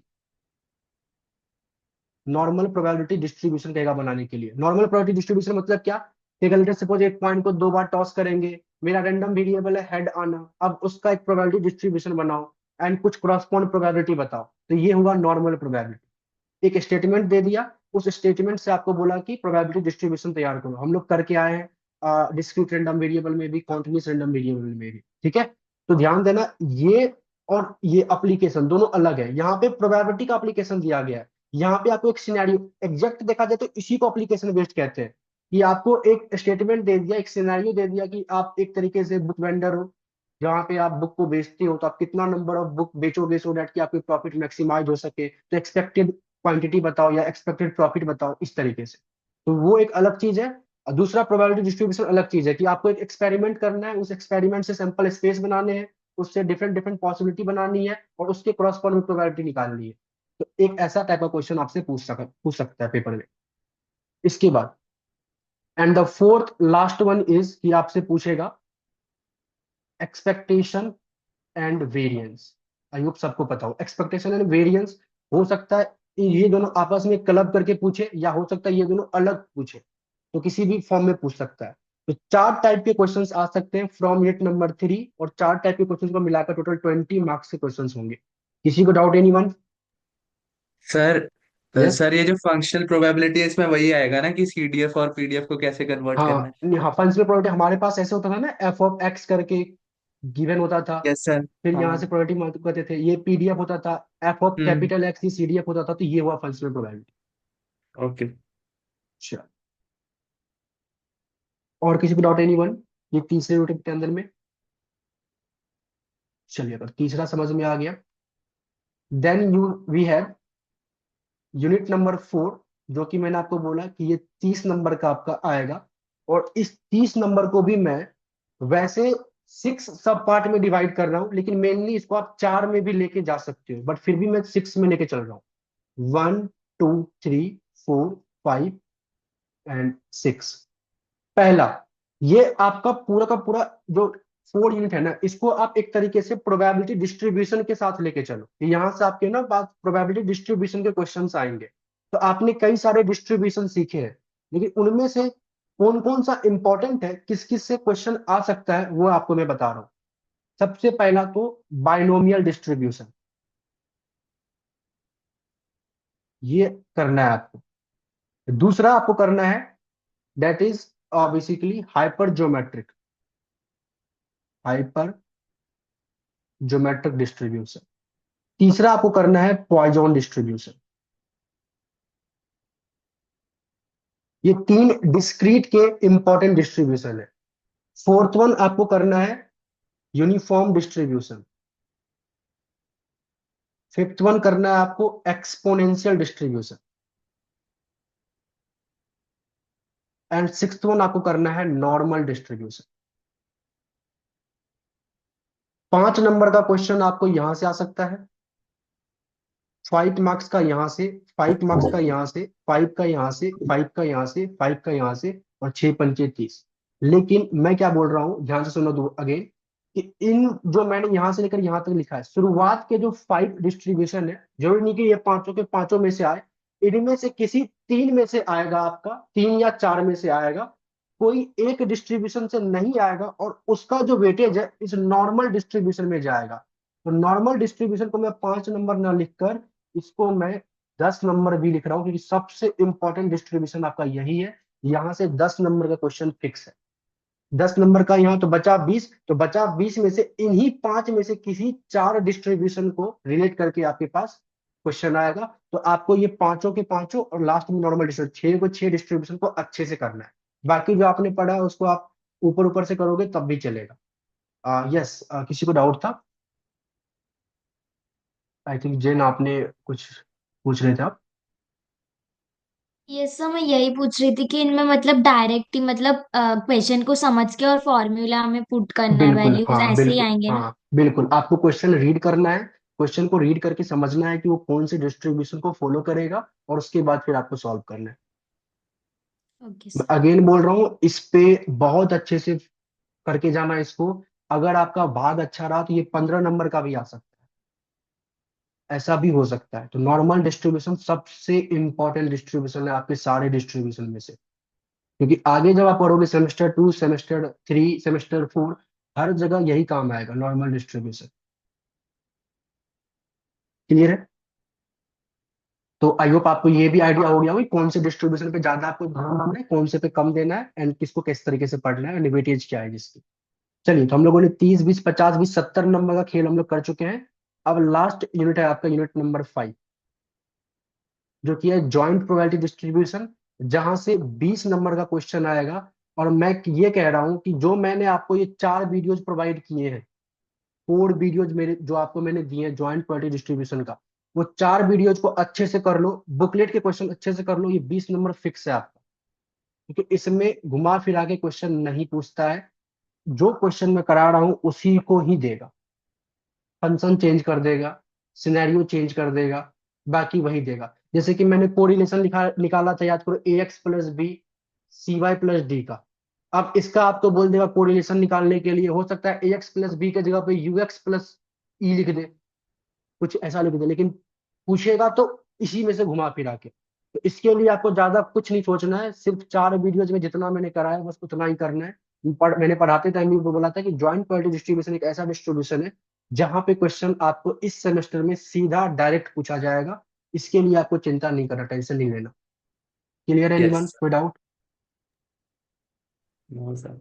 चलिए, तो इस तरीके से आप अपने स्टैट्स के पेपर में भी 90 मार्क्स को आराम से अचीव कर सकते हो। अब यहाँ पे हो सकता है कि आपके पास ऑप्शन ज्यादा मिले स्टैट्स के पेपर में in compare to MME, but MME में ऑप्शन ज्यादा नहीं मिलेगा, बस एक ही ऑप्शन मिलेगा।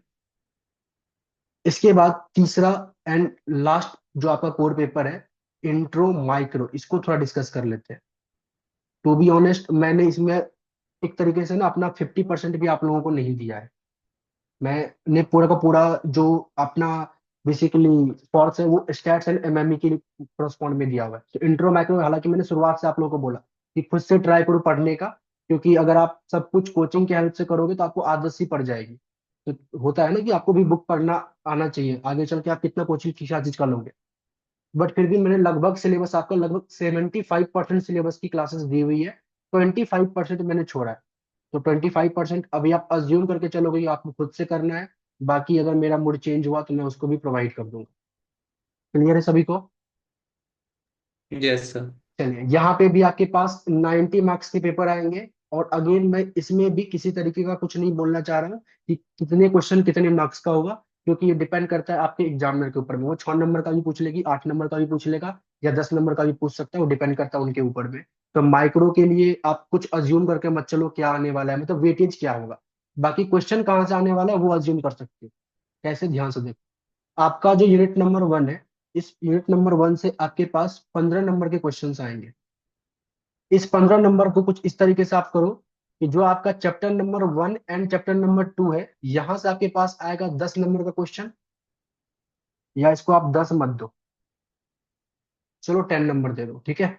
और चैप्टर नंबर जो 3 है, यहां से आपके पास आएगा 5 नंबर का क्वेश्चन।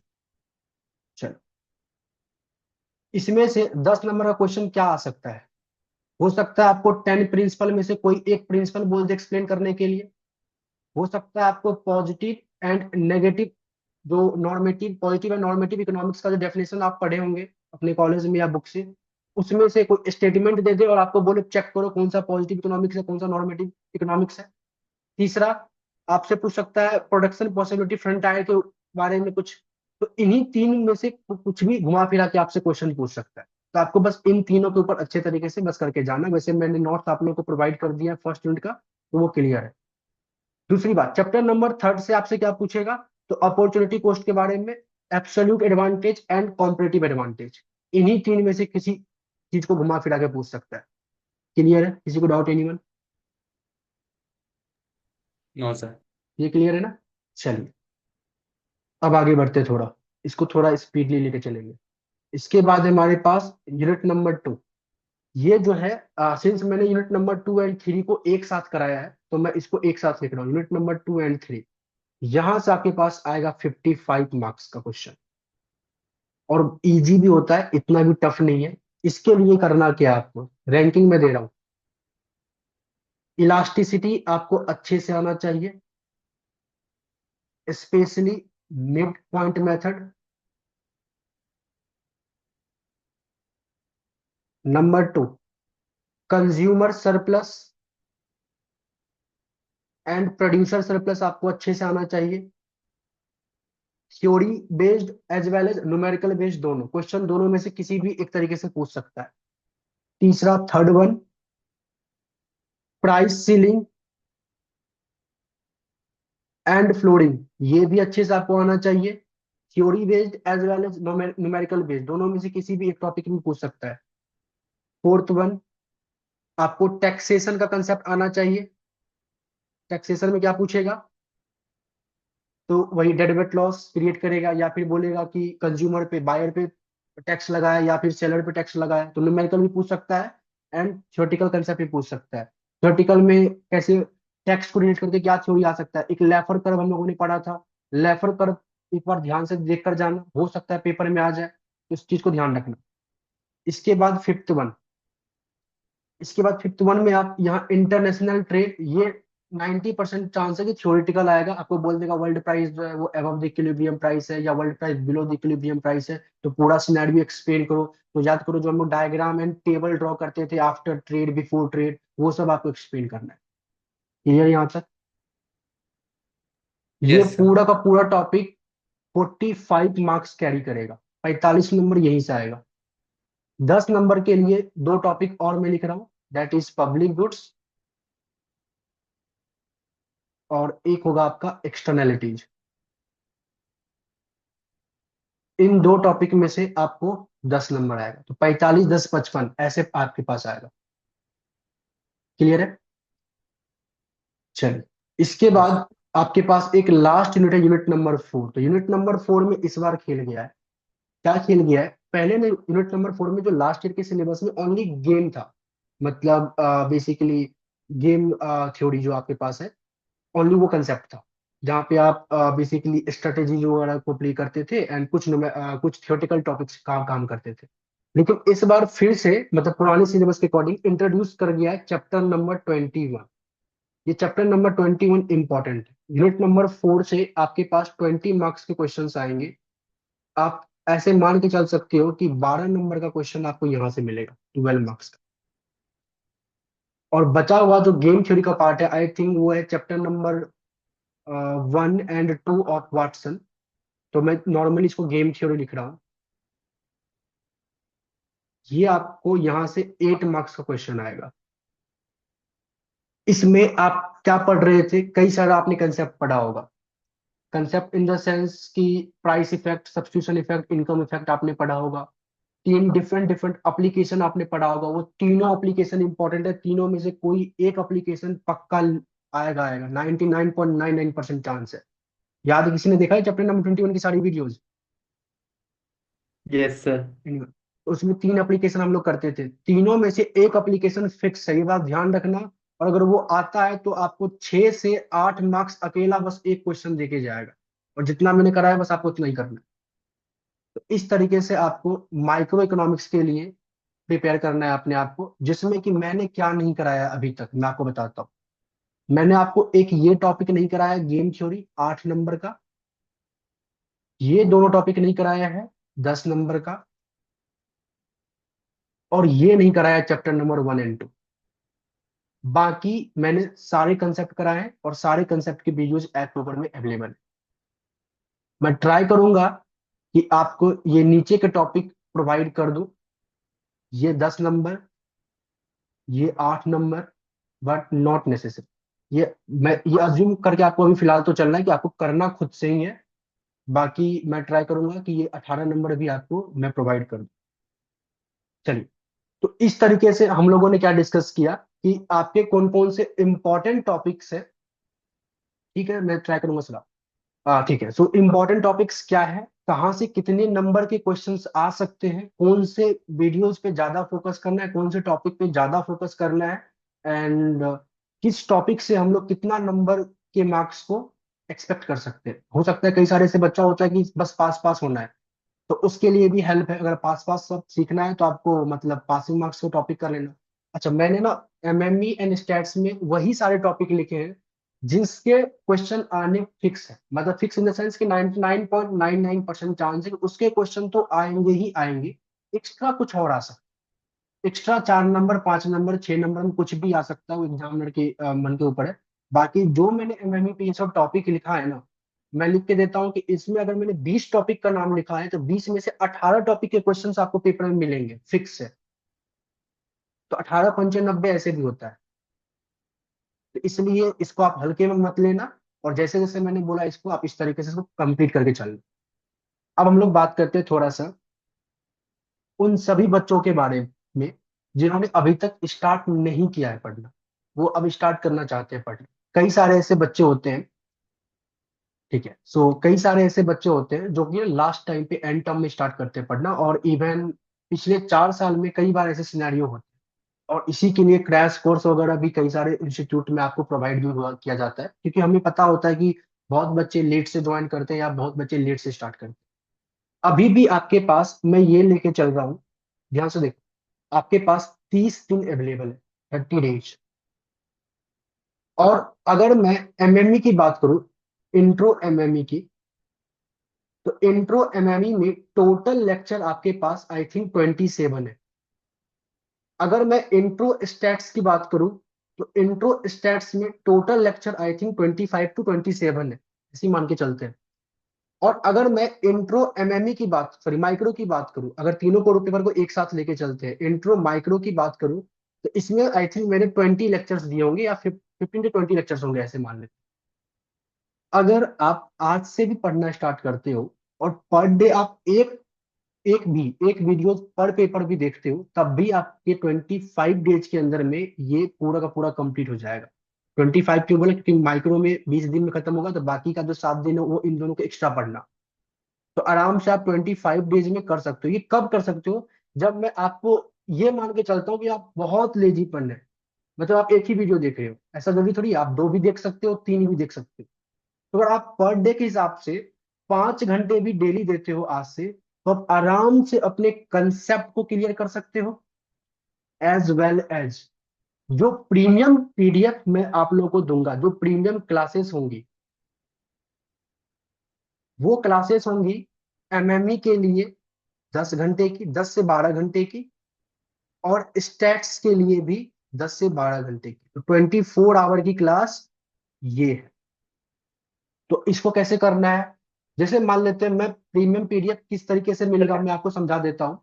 जैसे मान लेते हैं आपने ना इंट्रो एमएमई के कुछ टॉपिक कर लिए, लेट अस सपोज 5 टॉपिक कर लिए, तो 5 टॉपिक को रिलेट करके जो क्वेश्चंस आपने सॉल्व किए वीडियोस के साथ वो तो किए हैं, उस 5 टॉपिक को रिलेट करके जो प्रीमियम पीडीएफ में क्वेश्चन है वो भी आप कर लोगे एक टाइम निकाल, तो भी आपका काम हो जाएगा। मतलब ये 24 घंटा दिख रहा है, बट इस 24 घंटे के लिए टोटल मेरे पास आपके वो मिलेगा 11 आई थिंक 11 वीडियोज, 10 से 11 वीडियोज मिलेंगे आपको। और इनमें इस 24 आवर में सिर्फ और सिर्फ हम लोग न्यूमेरिकल डिस्कस कर रहे हैं, नथिंग एल्स।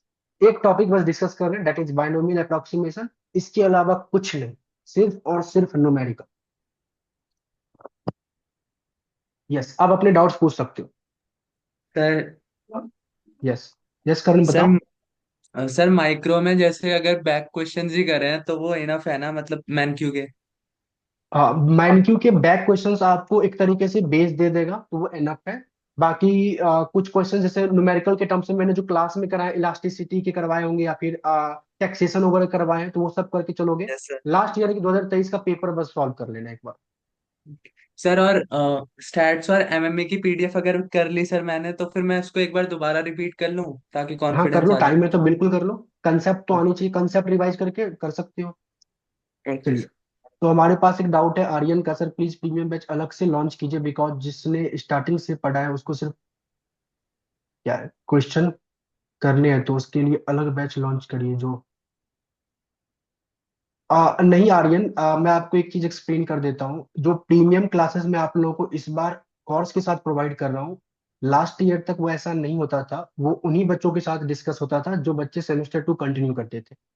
ये इस साल आप लोगों को मैं कोर्स के साथ इसलिए प्रोवाइड कर रहा हूँ सो डैट कि मैं इस बार लाइव नहीं ले रहा आप लोगों का प्रीमियम क्लासेस, क्योंकि सेमेस्टर 3 और 5 वाले बच्चों का जो सिलेबस है वो नया है, तो मैं उनके साथ थोड़ा टाइम दूंगा। तो इसलिए सिंस रिकॉर्डिंग मिल रहा है, दैट्स व्हाई मैं आपको इंक्लूड कर रहा हूँ आपके कोर्स में। अदरवाइज आपको प्रीमियम क्लासेस के लिए सेमेस्टर 2 में पहले इनरोल करना पड़ता, तब जाके आप प्रीमियम देख सकते थे। चल रहा है चल रहा है। ओके, सो एक और डाउट हमारे पास है सर, पहले वाला बुकलेट कंप्लीट नहीं हुई है बट आप डायरेक्ट प्रीमियम कर सकते, यस तनिषा कर सकते हो तनिष्का, बट आपको कंसेप्ट सारे आने चाहिए। अब आपको बुकलेट सॉल्व करने की समय नहीं है। जितना क्वेश्चन मैं वीडियोज के अंदर में सॉल्व करा रहा हूँ वो सारे क्वेश्चन आप समझ समझ के करना है, एंड कंसेप्ट आपको समझ समझ कर सीखने हैं। उसके बाद फिर आप प्रीमियम पीडीएफ डायरेक्ट कर सकते हैं, क्योंकि अब आपके पास बुकलेट रीडिंग्स इन सब के क्वेश्चंस करने के टाइम नहीं है। क्लियर? सर आपकी वाली बुकलेट्स भी ना करें।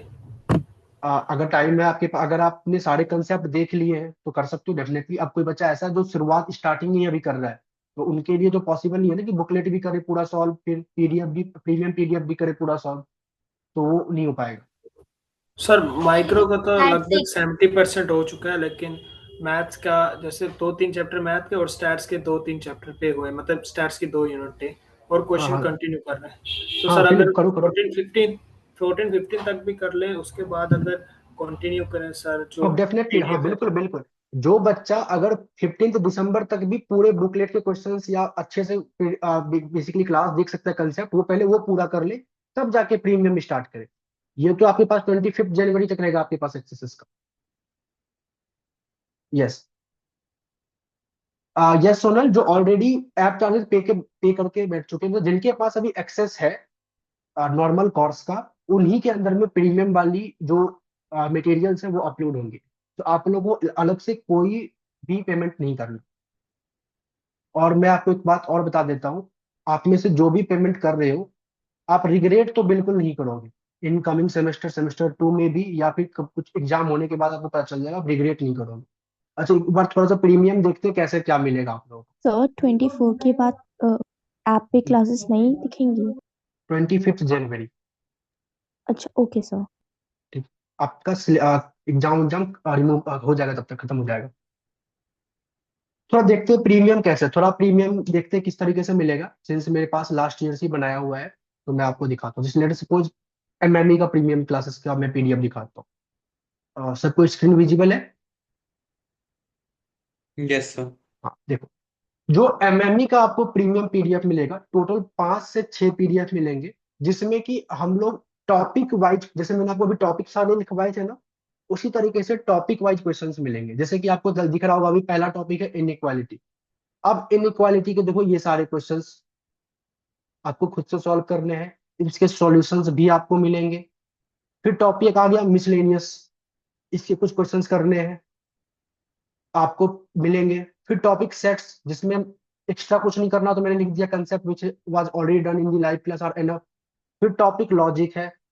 लेट अस सपोज आपने ये एक पीडीएफ कर लिया, ठीक है, मैं आपको एक चीज दिखाता हूँ। 1 सेकेंड, 1 सेकेंड अंशिका, बस 1 सेकेंड देना मेरे, एक चीज मैं आप लोगों को दिखाता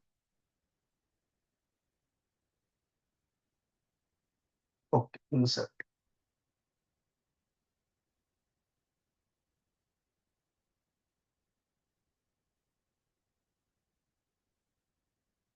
आप लोगों को पेपर दिख रहा है? Yes sir. यस ये सर। ये लास्ट ईयर का पेपर है, इंट्रोडक्टरी एमएमई का। ठीक है, अब इंट्रोडक्टरी एमएमई के लास्ट ईयर का पेपर में देखो। चलो 1 सेकेंड, ये क्वेश्चन दिख रहा है आपको? Yes sir. ये क्वेश्चन चलो ऐसे देखो, 5 नंबर में पूछा गया है। ओके, सर ये तो लाइव क्लास में आपने सॉल्व करवाया। करवाया। अब रुको, एक यस चीज और देखना। ये क्वेश्चन दिख रहा है, ये क्वेश्चन भी यस सर, 5 नंबर का है। ओके, ये भी करा। अब ध्यान से देखो, इसमें डेट है, ये पेपर हुआ था 1 जनवरी को।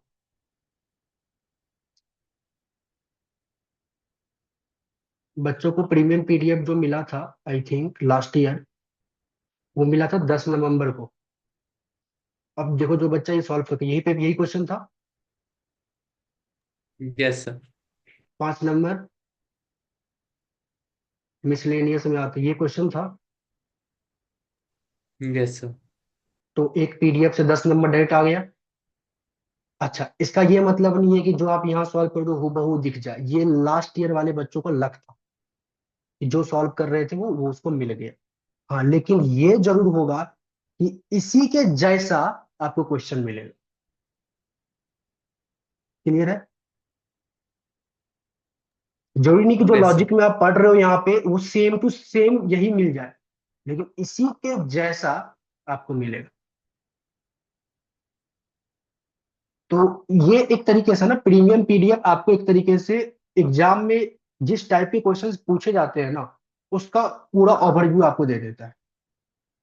आप इसके बाद पूरा अब ऊपर वाले पे ही छोड़ सकते हो, क्योंकि आप अपनी तरफ से हर चीज करके बैठ चुके हो, कंसेप्ट सीख चुके हो, प्रैक्टिस कर चुके हो क्वेश्चन का, एग्जाम स्टाइल क्वेश्चंस वाली प्रीमियम पीडीएफ कर चुके हो। अब इसके बाद जो है, अगर ये आप सच में ईमानदारी ऑनेस्टली पूर्वक आपने किया है, तो पेपर आपका अच्छा जाएगा। और फिर आप इसमें कुछ नहीं कर सकते। फिर एग्जामिनर, ये डिपेंड करता है कि क्या करेगा वो। तो लास्ट ईयर का एमएमए का पेपर कुछ इसी तरीके से बच्चों को गया हुआ था।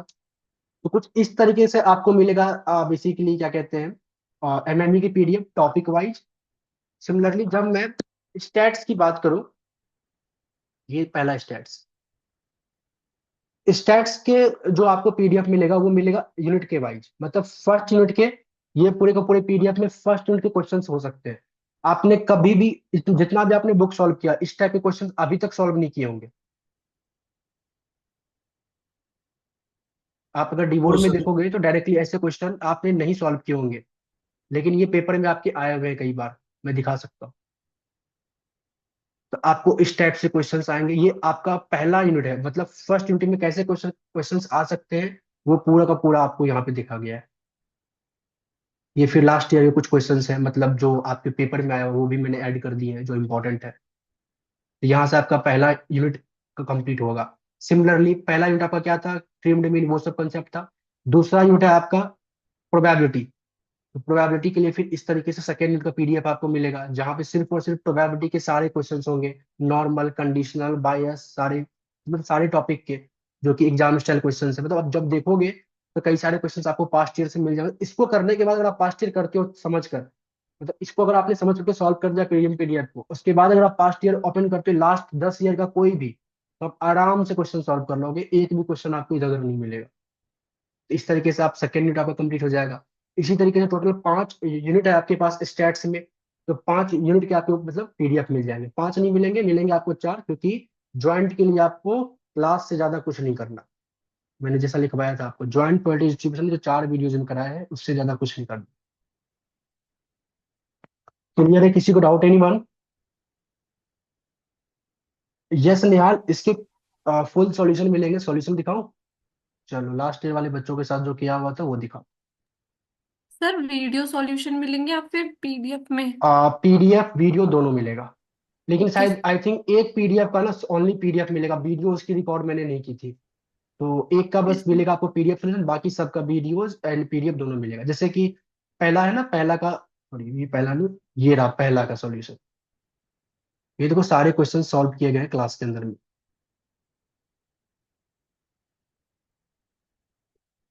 टॉपिक इनइक्वालिटी, सारे क्वेश्चन सॉल्व किए गए हैं। सिमिलरली जब स्टैट्स की बात करें, तो P1 स्टैट्स, देखो ये सारे सॉल्व किए, सारे के सॉल्यूशंस आपको मिलेंगे इन वीडियोस फॉर्म और इन पीडीएफ फॉर्म ऑल्सो। एक क्लास ऐसा है जिसकी मैंने वीडियो आई थिंक रिकॉर्ड नहीं हुई थी लास्ट ईयर में, तो वो मैं बता दूंगा वो कौन सा क्लास है। बाकी सबके आपको वीडियो मिलेंगे। और उसमें भी अगर प्रॉब्लम आता है आपको, तो वो भी आप लोगों को मैं एक तरीके से लाइव क्लास ले लूंगा या रिकॉर्ड करके वीडियो दे दूंगा। सिमिलरली प्रीमियम क्लास 3, जिसमें कि हम लोगों ने जैसे कुछ इस तरीके से मैं देखूं इसमें आपके पास अगर है। चलो, यहाँ पे जैसे कि ये प्रीमियम 3 बुकलेट है, जहाँ पे हम लोग analytical geometry, limit, continuity, differentiability, देखो अगर आप देखोगे ना, तो आई थिंक ये क्वेश्चन भी आपको पेपर में मिलेगा लास्ट ईयर के, अच्छे से देखोगे तो। इस टाइप से क्वेश्चन आपको बस हूबहू नहीं मिलेगा, बट इस तरीके का मिलेगा आपको। इसमें जैसे लिमिट का सारे क्वेश्चन आ गए, कंटिन्यूटी, डिफरेंशियबिलिटी आ गए, दिख रहा है सभी को। तो इस तरीके से यस सर। पीडीएफ आपको मिलेगा, एंड इसको सॉल्व कर। ये क्वेश्चन आई थिंक नहीं, ये नहीं था, ये तो ओबी का पेपर का है।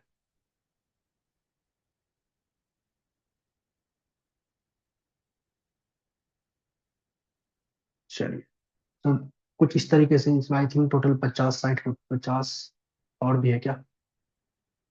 Yes, total 59 question. ऐसा क्वेश्चन किया है अभी तक ये यस सब? सर, हमारे सर ने कराया था। करा दिया है? चलो, जो करा दिया तो सर बढ़िया है। 12th या 11th में किया है जब डिफरेंस। 12th 11th में किया होगा, हाँ। पता है ये क्वेश्चन एक बार पेपर में आया 2021 में, बहुत सारे बच्चों ने छोड़ दिया, जबकि 12th में किया हुआ क्वेश्चन है ये। सिमिलरली अगर मैं और आपको पीडीएफ दिखाऊं, चलो देख रहे हो तो सब देख ही लो, बाद में ऐसा ना हो। चलो, इसमें देखिए कौन सा टॉपिक हम लोग करके बैठे हैं। इसमें एक्सट्रीम वैल्यू थ्योरम, जैसे स्टेशनरी पॉइंट्स वगैरह निकालने के लिए जो से बोला गया है, वो सारे टॉपिक आपको इसमें दिख रहे होंगे। सर सोल का पेपर भी लेवल टफ आता है मतलब। हाँ हाँ हाँ, सोल का पेपर एमएमई का, स्टैट्स का एक ही आएगा, माइक्रो का बस थोड़ा डिफर कर सकता है, एमआईसी का। सर और 10 वैसे तो सीजीपीए के लिए 160 में से कितने मार्क्स होने चाहिए? 150 140 भी करोगे 10 मिल जाएगा। 150 के आसपास रहना चाहिए, ऐसे होता है, तो आपका 10 सीजीपी बन जाएगा। कई सारे बच्चों को आता है मैथ एंड स्टैट्स में आप आराम से कर सकते हो। निकाला है इस टाइप के क्वेश्चन के आप डेक्स ऑफ एक्स?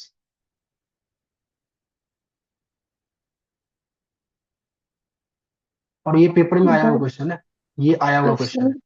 हाँ बताओ। सर ऐसे नहीं होता जैसे दिल्ली यूनिवर्सिटी में बहुत ज्यादा कॉलेजेस है और कुछ हम्म, कॉलेजेस का लेवल बहुत हाई है और कुछ कॉलेजेस एवरेज है, तो एग्जाम भी हमारा थोड़ा एवरेज लेवल का नहीं होगा? नहीं नहीं, बिल्कुल नहीं, एक ही क्वेश्चन सबको बटेगा। कौन कहता है कॉलेज एवरेज हाँ, है और हाई है? जैसे देखो कि सारे कॉलेज का ना कुछ जो डिपेंड तो करता ही है प्रोफेसर नहीं पे नहीं भी, जैसे नहीं थोड़ा। नहीं, मैं आपको बताता हूँ, सारे कॉलेज का जो फैकल्टी है उनका लेवल सेम ही होता है। कॉलेज बस डिफर करते हैं अपने फैसिलिटी को लेकर। अगर आप बड़े कॉलेज में से एसआरसीसी वगैरह में जाते हो, एलएसआर वगैरह में जाते हो, तो वहाँ पे प्लेसमेंट वगैरह जो होती है वो थोड़ा साउंड है, इन कंपेयर टू अगर आप राजधानी कॉलेज में हो, जानकी देवी में हो, या फिर किसी भी ऑफ कैंपस के कॉलेज में हो। तो बाकी फैकल्टी का जो बेसिकली होता है, जैसे कि आपकी जो फैकल्टी आती है वो सब सेम लेवल पे ही आते हैं।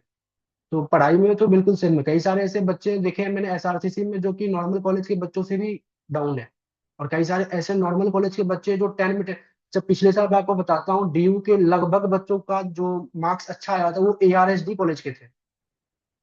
कोई है यहाँ पे एआरएसडी कॉलेज से आप में से कोई भी? चलो, आप अगर कोई हो तो पूछना अपने सीनियर से, उनका मार्क्स बहुत ही अच्छा आया था लास्ट ईयर। अच्छा, कई बार ऐसा होता है कि कभी बार टीचर ना इधर उधर पकड़ा जाते हैं, मतलब किसी पर्टिकुलर कॉलेज में कोई ऐसा टीचर होता है जो उस हिसाब से नहीं करता। बाकी यार सही बताओ ऑनेस्टली ना, तो ऐसे बोलना नहीं चाहिए, बट लगभग जितने कॉलेज होंगे 10 में से 9 कॉलेज के प्रोफेसर ऐसे हैं जिनको प्रोफेसर आपको समझ नहीं आता वो क्या पढ़ाते। सही है ये बात? यस सर, मैं हूँ yes sir. ARSD yes college. Sir. Yes sir, yes yes. Sir. हाँ, वो कॉलेज को मतलब आप नहीं कर पाओगे यार, चाहे आप किसी भी सेमेस्टर में हो, क्योंकि ना देखो पीपीटी यूज करते हैं, न्यूमेरिकल एक कराते हैं, स्टैट्स में भी टीचर की एलिजिबिलिटी क्राइटेरिया को फुलफिल करके जॉब लेना अलग होता है, और पढ़ा पाना किसी भी चीज को अलग होता है। इसको मेरे को सॉल्व करना आता है, ये सबको आता होगा, लेकिन इसी चीज को मेरे को अगर किसी को समझाना है ना, तो ये जरूरी नहीं है सबको आना है। और अक्सर होता क्या है कॉलेज में ना, जो प्रोफेसर है ऐसा नहीं है कि वो सक्षम नहीं है बताने में, अच्छे से पढ़ा सकते हैं, लेकिन नहीं पता वो क्यों नहीं पढ़ाते हैं, क्या बात है कि वो क्या करते हैं, रीडिंग्स रीड कर रहे होते हैं, मतलब बुक लेके आए, बुक में जो लिखा हुआ है उसी को रीड कर रहे हैं। खास करके जब आपकी, चूंकि आप थ्योरी मैक्रो पढ़ोगे ना, एमआईसी पढ़ोगे ना, उसमें बहुत आप लोगों को मतलब डिफिकल्टी फेस करने को मिलेगा। वो बुक निकालेंगे और बुक को ही रीड करेंगे, मतलब लगेगा आपको कि ना बुक हूबहू बुक जैसा ही बोला जा रहा है। तो यार फिर हम लोग बुक खुद से क्यों नहीं पढ़ लेते, जब हमें बुक ही सुनना है। एक तरीके से बुक का ऑडियो ऑन हो जाता है, बाकी और ज्यादा कोई फर्क नहीं पड़ता। हालांकि सारे कॉलेज, मेरे कॉलेज की जो टीचर थी वो सही थी, राजधानी कॉलेज की जब टीचर थी ग्रेजुएशन में वो सही थी, बट सिर्फ एमएमई वाली सही थी, बाकी कोई नहीं। तो एमएमई बस सही था, बाकी सब ऐसे ही थे। तो जैसे सोल की तो क्लासेस वगैरह भी नहीं लगती, तो भी मतलब लेवल का पेपर आता है नॉर्मल जैसे सबका आता है वैसे। लास्ट ईयर पेपर सेम आया था दोनों का। इस साल भी आपका जो डेट है वो सेम डेट पे ही है पेपर। तो 99% यस। चांसेस यस सेम ही सर, आएगा सेम। पेपर। तो अब जब सेम आएगा तो फिर लेवल तो सेम ही हो गया ना, डिफरेंट थोड़ी हुआ। यस। और सिलेबस भी सेम है। पहले तो थोड़ा अलग अलग भी करते हैं, बट अब सेम कर दिया है। और आई थिंक सोल वालों के लिए ये क्राइटेरिया था कि मैथ कंपलसरी होना। हाँ, 12th क्लास में अप्लाइड मैथ्स या फिर मैथ्स होना चाहिए। ये कंपलसरी था। हाँ, हाँ तो फिर किस, क्राइटेरिया ही है हाँ ये। फिर किस चीज का रोना है, फिर तब डेफिनेटली सेम ही आएगा। तब तो माइक्रो का पेपर भी सेम आएगा एमआईसी का। लेकिन एक बार ऐसा हुआ था कि माइक्रो का पेपर अलग आ गया था, मतलब रेगुलर वालों के लिए अलग आया था, उन लोगों के लिए अलग आ गया था। रेगुलर वाले का थोड़ा मैथमेटिकल टर्म्स में था, उन लोगों का थोड़ा अलग था।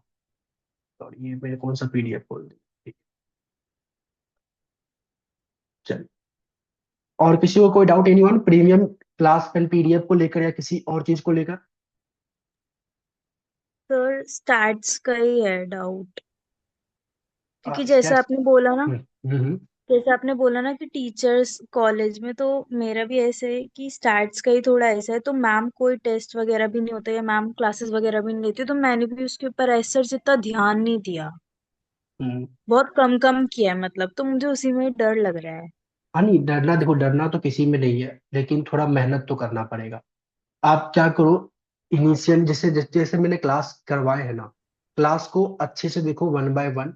जितना मैं क्लास में करवा रहा हूँ, मैं बार बार हर एक बच्चे को यही बोलता हूँ, व्हाट्सएप मैसेज पे भी, जो भी प्रॉब्लम पूछता है, कि जो मैं क्लास में करा रहा हूँ ना उसको अच्छे से समझ कर करो, उसमें कोई डाउट आए तो पूछो।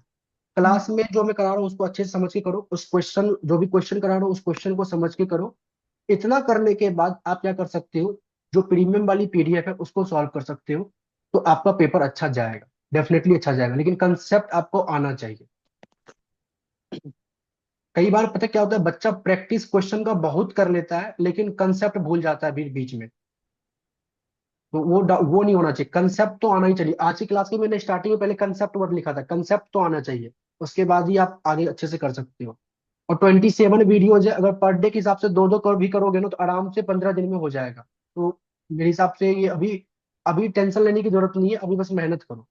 जो बच्चा आज से 15 दिन बाद स्टार्ट करेगा उनको टेंशन होना चाहिए। यस दीपांशु, क्या डाउट है सर आपका? जैसे जैसे सर यस निहाल, बोलो, आप बताओ। सर जैसे मुझे कॉन्सेप्ट सारे आते हैं, जैसे जो मैं भूल भी जाता हूँ तो मैं वीडियो दोबारा देख लेता हूँ, और हम्म जो आप क्वेश्चंस कराते हो वो तो मैंने करे ही है। और मतलब ज्यादातर चैप्टर्स के मैंने बुकलेट क्वेश्चंस भी किए हैं सारे, लेकिन कुछ चैप्टर्स के छोड़ दिए भी है। जैसे अच्छा। स्टैट्स में भी काफी चैप्टर के मैंने, वैसे तो आप करा ही देते हो, हम्म। लेकिन कुछ छोड़ भी दिया है मैंने। तो मैं डायरेक्ट, अगर ये प्रीमियम वाली है हम्म। पीडीएफ्स, ये कर लूँ आपके कॉन्सेप्ट्स और जो आप क्लास में कराते हो, तो इनफ होगा ना वो? हाँ उतना भी एनफ होगा, लेकिन पहले कॉन्सेप्ट पूरा अच्छे से कर लेना, फिर प्रीमियम पीडीएफ को सॉल्व करना, मतलब रिवाइज कर लेना कॉन्सेप्ट को अच्छे से, तब प्रीमियम पीडीएफ को सॉल्व करना। Okay sir.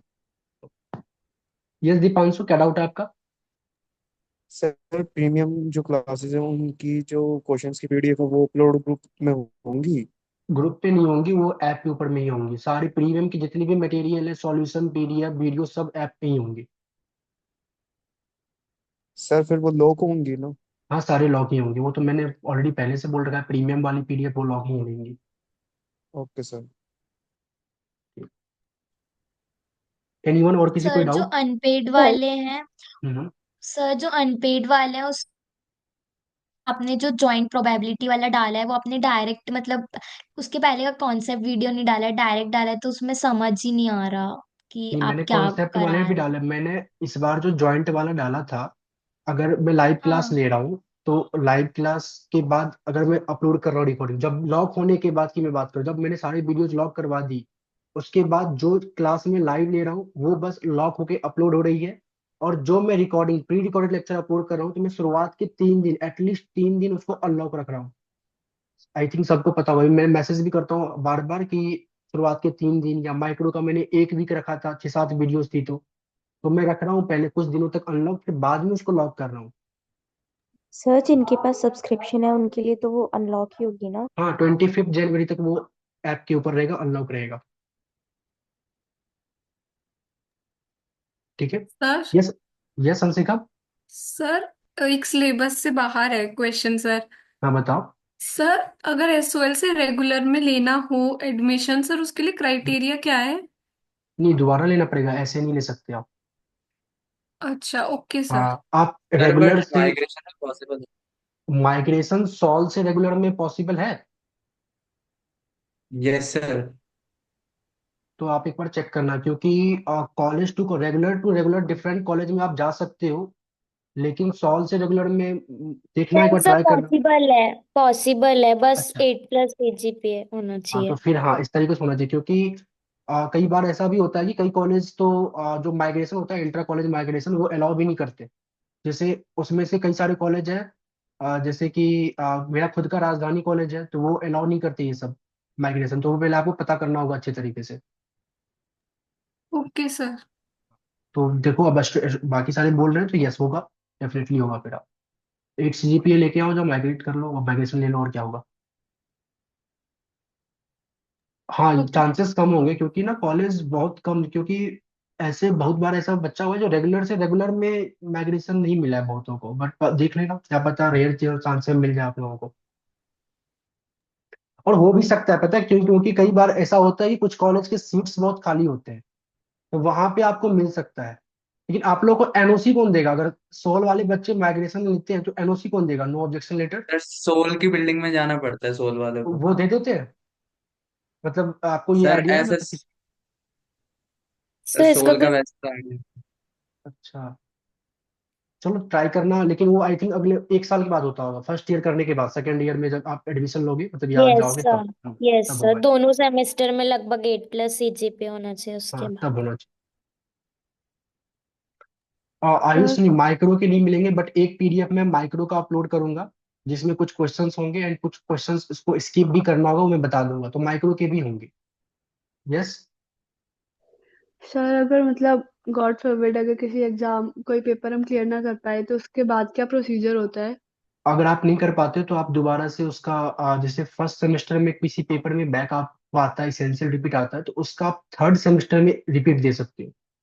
और तीसरे सेमेस्टर में जो आप रिपीट दोगे और उसमें अगर आप पास कर जाते हो, तो फिर रिजल्ट आपका साफ सुथरा निकलेगा, मतलब ऐसा रिजल्ट में लिखा नहीं होता कि आपको कभी बैक आया हुआ है। तो आपको ना अच्छा। ये ध्यान लेके चलना है कि टिल सेमेस्टर 4, अगर आपको बैक आ रहा है तो वो बैक मैनेज हो जाएगा अगले सेमेस्टर में, अगले ईयर में। लेकिन सेमेस्टर 4 के बाद अगर आप 5 या 6 में बैक अगर आपको आता है, तो आपका फिर 1 साल बर्बाद हो जाएगा। बाकी टिल सेमेस्टर 4 आप बैक को झेल सकते हो। मतलब सिलेबस सेम होगा जो हमारा हाँ हाँ फर्स्ट हाँ, सेम में बिल्कुल था? सिलेबस सेम होगा, बिल्कुल सेम होगा, क्वेश्चन पेपर भी अलग होगा अगर सिलेबस चेंज होता है तो। अच्छा। Okay. Okay. And sir 8 CGPA के लिए कितना क्या कुछ स्कोर करना पड़ेगा इन जो ये कॉलेज में आईए और सीए होता है इनका क्या होता है? INC I think linkage. College में 70 मार्क्स के होते हैं। उस 70 मार्क्स में तो अच्छा स्कोर करना ही है, ये तो मैं पहले से बोल रहा हूँ आप लोगों हाँ को। हाँ। हाँ। ये तो करना ही, इसको तो स्किप करना है, क्योंकि आपका ये 90 मार्क्स दोबारा आप दे सकते हो, इम्प्रूवमेंट भी दे सकते हो, ये कभी चेंज नहीं होगा। ये 70 में जो लग जाएगा प्रैक्टिकल, जिसके पास प्रैक्टिकल पेपर होगा आई थिंक SEC में, VAC में, तो वो चेंज हो सकता है। बाकी जो मैथ्स वगैरह लेकर बैठे होंगे या कुछ और लेकर बैठे होंगे, तो वो चेंज नहीं होने वाला, तो इस 70 पे तो फोकस करके रखना ही है। तो यहाँ से 70 से अगर आप 70 में अगर आपको 60 भी है, किसी भी पेपर में 60 या 50 तक भी है, और यहाँ 90 से आप 80 भी लेके आते हो, या 75 70 तक लेके आते हो, तो 7 6 13, ये आपका ऑलमोस्ट 8 CGP, 8+ CGPA बना देगा। यहाँ से 50 और यहाँ से 80, 80 में 70, 120 लेके चलो, 7×5 = 12, तो 50 एंड 70, ये भी आपका 8 CGP ऑलमोस्ट बना देगा। सर टाइम ठीक है कैसे सर। मैनेज करें, बिकॉज अब दिसंबर है तो इंटरनल वाले भी बहुत एक्टिव हो रहे हैं, तो उनका भी वो बहुत सारे ले रहे हैं, वाइवा ले रहा है, कोई प्रोजेक्ट्स दे रहा है। हाँ तो वो तो देना ही पड़ेगा, वो तो आपको पहले से, वो तो पहले भी ले रहे होंगे ना आपने कुछ। नहीं, वो अभी एक्टिव हुए दिसंबर में ही। हाँ तो फिर दिक्कत है हमारे वो तो। कॉलेज में तो स्टार्टिंग से आईएएस एंड सीए चलते आ रहे हैं, मतलब हर 2 दिन हाँ में। वो तो अब हर उन्हें एक थोड़ा कॉलेज। सा मिला है टाइम। हाँ अब तो टाइम मिला, अब तो हो जाना चाहिए बहुतों का। सर सर हाँ अगर टेस्ट में 1-2 नंबर घटे तो क्या टीचर फुल दे देते हैं? तेज देने चाहिए, बट कई सारे टीचर नहीं भी देते, वो डिपेंड करता है टीचर कैसे है। सर इंटरनल असेसमेंट का लेवल क्या होगा? अच्छा मैं बताता हूँ, पहले ना आप अंशिका बताओ क्या डाउट है आपका। अंशिका त्योटिया, आप बताओ क्या डाउट। सर हम ये पूछ रहे थे, जैसे 12th क्लास में हमारे 80 में से 27 आते थे, वो पासिंग क्राइटेरिया होता था। अब कॉलेज के हम्म 90 में कितने मार्क्स आए जो पासिंग क्राइटेरिया हम क्रॉस कर जाएं? 90 में से आपको कितने मार्क्स चाहिए? 90 में से आपको चाहिए 36। और फिर प्रैक्टिकल में से कितने आना चाहिए, मतलब ओवरऑल कितना टोटल करके आना चाहिए? प्रैक्टिकल में भी आपको 42 नहीं, प्रैक्टिकल में आपके पास 30 आना चाहिए। टोटल 66 मार्क्स आएगा तो आपको ER नहीं लगेगा। Okay sir. यस अंशिका, आप बताओ क्या डाउट है। Sir Anshika internal Teotia. Assessment का लेवल कैसा वो होगा? नॉर्मल नहीं होता है, लेवल क्या होता है, ये आप इंटरनल असेसमेंट में जिस भी टॉपिक से इंटरनल आ रहा है ना, तो पहले तो आप उसका कंसेप्ट करके चले जाओ अच्छे से। इसके बाद रीडिंग्स के क्वेश्चंस कर लो, एज वेल एज जो लास्ट ईयर 2023 के पेपर में क्वेश्चन आया उस टॉपिक को रिलेट करके वो क्वेश्चन कर लो, इतना कर लो। इसी से, इन्हीं में से कहीं ना कहीं से घुमा के मैम पे क्वेश्चन पूछेंगे, या फिर आपके जो टीचर है वो पूछेंगे। सर इंटरनल असेसमेंट जो लास्ट ईयर के थे उसके रेफरेंस के क्वेश्चंस आप प्रोवाइड कर देंगे सर? मेरे पास वैसे होगा नहीं, मैं चेक करूंगा, ड्राइव में होगा तो मैं आप लोगों को दे दूंगा, शेयर कर दूंगा। कि सर यस अभी आपका क्या डाउट है। सर स्टैट्स में थ्योरी क्वेश्चन भी आते हैं? नहीं स्टैट्स में थ्योरी क्वेश्चंस नहीं आते, आपको लगभग न्यूमेरिकल से मिलेंगे। थ्योरी आएगा तो पूछ लेगा what is descriptive stats, what is inferential stats, बस यही, और ज्यादा कुछ नहीं है हमारे या। कॉलेज में सर टीचर लोग बोल रहे हैं कि थ्योरी पढ़ना, थ्योरी से भी इस बार क्वेश्चन आएगा। नहीं ऐसा नहीं, कुछ ऐसा होता है जैसे कुछ स्टेटमेंट दे दिया जाता है, 2 स्टेटमेंट दे दिया जाता है, बोलता है आपको ये चेक करो कि इसमें से कौन सा डिस्क्रिप्टिव स्टैट्स है, कौन सा इन्फ्रेंशियल स्टैट्स है। बाकी थ्योरी तो मेरे हिसाब से नहीं बनेगा, थ्योरी क्या बनेगा, अभी तक तो ऐसा कोई क्वेश्चन नहीं आया है।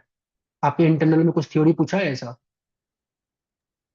हाँ सर, हमारे इंटरनल एक क्लास टेस्ट हुआ था, उसमें थ्योरी पूछा था हाइपर क्या ज्योमेट्रिक और बाइनोमियल का। क्या क्या उन दोनों के बीच में डिफरेंस क्या है? नहीं, नेसेसरी कंडीशंस क्या क्या है उनकी। हाँ तो हम लोग लिखते तो हैं, मतलब बाइनोमियल जब मैं पढ़ा रहा हूँ तो बाइनोमियल के लिए क्या सब चाहिए, हाइपरजोमेट्रिक के लिए क्या सब, वो तो आपको आना चाहिए।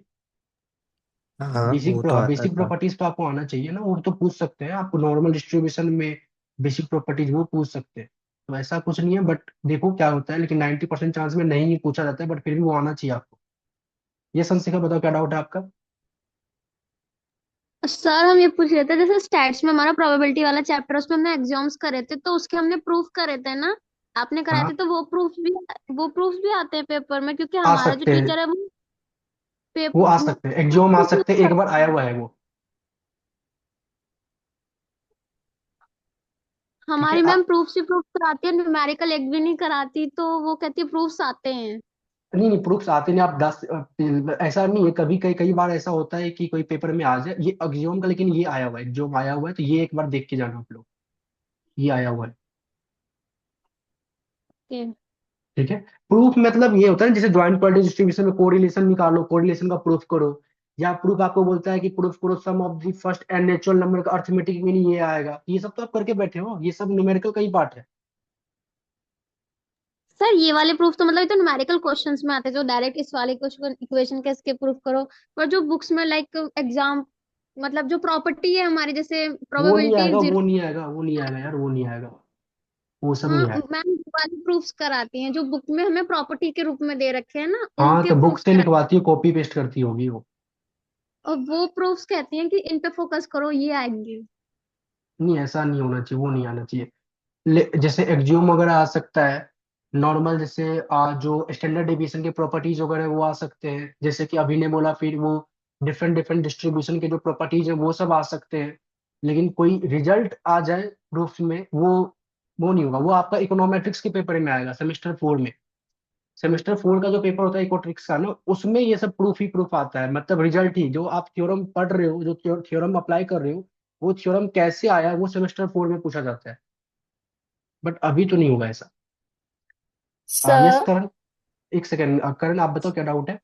सर मेरा ना परसों एमएमई का वाइवा है, तो सर जैसे टॉपिक्स तो मैंने सारे कवर किए हैं, लेकिन सर ने बोला है कि दो जो टॉपिक हो वो करके आना अपने हिसाब से, हम्म उसका प्रिपेयर करके आना। तो सर दो ऐसे कौन से टॉपिक है जिसमें फंसने के चांसेस कम हो? एक्सट्रीम वैल्यू थ्योरम कर लो। Yes sir. और एक्सट्रीम वैल्यू थ्योरम में तो 2 टॉपिक आ जाएंगे। बोल देना कॉनकेव कॉन भी कर लिया मैंने, सर पूरा लोकल मैक्स एब्सोल्यूट मैक्स। उसमें आपसे क्या पूछेगा, ये पूछ सकता है कस्प क्या होता है, कोई फंक्शन को कॉनकेव कब बोलते हैं, कोई फंक्शन को कॉन्वेक्स कब बोलते हैं, एक स्ट्रेट लाइन कॉनकेव है या कॉन्वेक्स है, अगर डायग्राम में शार्प टर्न है तो कॉनकेव कॉन्वेक्स कैसे प्रूफ करेंगे, किस थ्योरम का यूज करेंगे, यही सब पूछेगा। Yes sir. और दूसरा टॉपिक आप क्या चूज कर सकते हो इजी वे में। Sir inequalities. हाँ, इनइक्वालिटी पूछ सकते हो, तो उसमें आपको न्यूमेरिकल क्वेश्चन देगा। अभी तो वो सॉल्व कराएंगे ना, इनइक्वालिटी को डायरेक्टली कैसे यस पूछेंगे। सर। तो हाँ प्रॉपर्टीज डायरेक्टली। पूछ कर ही पूछेंगे।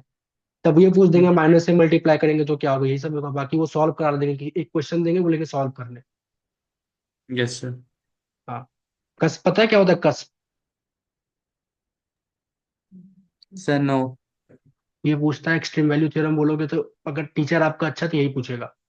जहां पे डायग्राम शार्प टर्न लेता है, वो पॉइंट जहां पे फंक्शन डिफरेंशिएबल नहीं है और जहां फंक्शन नॉट डिफाइन होता है। Yes sir. ठीक है। यस प्लग, क्या डाउट है आपका। सर जैसे अगर हम अभी कोर्स लेंगे तो फिर हमें लैपटॉप में उसे यूज करने के लिए क्या करना होगा? लैपटॉप में यूज करने के लिए मैं आपको पहले बता दूं कि मल्टीपल डिवाइस लॉगिन अलाउड नहीं है। तो अगर आप नहीं नहीं लैपटॉप के सिर्फ। लिए, हाँ, हाँ। एक्सेस लेते हो तो फोन में आप नहीं देख सकते हो। तो पहले आप क्या करोगे, कोर्स को परचेज करोगे, मेरे को टेक्स्ट करोगे, मैं आपसे कुछ ओके। डिटेल्स लूंगा और उस डिटेल्स पे आपके लैपटॉप की एक्सेस प्रोवाइड करूंगा। लेकिन फिर आप ओके फोन में सर। क्लासेस नहीं देख सकते, ओनली लैपटॉप में ही देख सकते हो। Okay sir. और कोई डाउट एनीवन। सर सर आप one more paper question. Divide करोगे? वन बाय वन बोलो पहले, आप बोलो माइंड। सर आप प्रीवियस ईयर पेपर्स भी प्रोवाइड करोगे? प्रीमियम करो तो फिर प्रीवियस ईयर करना, नहीं बने तब तो। Okay sir, okay sir. ठीक है। यस अंशिका आप बताओ। Sir it's a personal question, like हमारा सैटरडे को स्टैट्स का आईए है, उसमें हम्म थर्ड और फोर्थ चैप्टर आना है, रैंडम वेरिएबल, वो कॉन्टिन्यूस रैंडम वेरिएबल और डिस्क्रीट वाला। तो इसमें क्या डायरेक्ट मतलब मैम ज्यादा पूछ सकती हैं, इसमें मेन टॉपिक कौन से हैं मतलब? Chapter number 3 and chapter number 4। तो इसमें, यूनिट 4 वाला, हाँ दोबारा बोलना। यूनिट 3 और है, यूनिट 4 जिसमें डिस्क्रीट रैंडम वेरिएबल और कॉन्टिन्यूस रैंडम वेरिएबल है। सब है। तो वो पीडीएफ प्रॉपर्टीज है। ही पूछेंगे, अगर बाय बाय तो प्रॉपर्टीज पूछेंगे। नहीं, पूरा डिफरेंट। आइए। अच्छा, टेस्ट है क्या। Yes sir. हाँ टेस्ट है, तो मैंने जो ये टॉपिक बताया ना आपको, ये करके जाना, बायनोमियल करके जाना, यूनिफॉर्म करके जाना, और नॉर्मल डिस्ट्रीब्यूशन, मेनली नॉर्मल करके जाना। नॉर्मल सबसे इंपॉर्टेंट है। मैम अगर मतलब ज्यादा थोड़ा ठीक है, नॉलेज है उनको इस चीज में, स्टैट्स में, तो नॉर्मल से क्वेश्चन पूछेंगे ही पूछेंगे। इसलिए कह रहा हूँ ना, जब आप सेमेस्टर 4 तक आओगे ना, बाकी सब डिस्ट्रीब्यूशन पीछे चला जाएगा, बस यही साथ रहेगा हमेशा, नॉर्मल। नाम है नॉर्मल, बस काम बहुत हमेशा इसका रहेगा। तो ये सब करके जाना।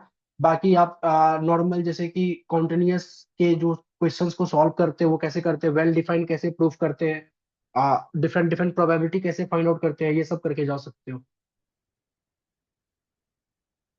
And the okay one sir. More important कि जो 2023 में आपके सिलेबस से जो भी पेपर में क्वेश्चन आया वो सॉल्व करके जाना।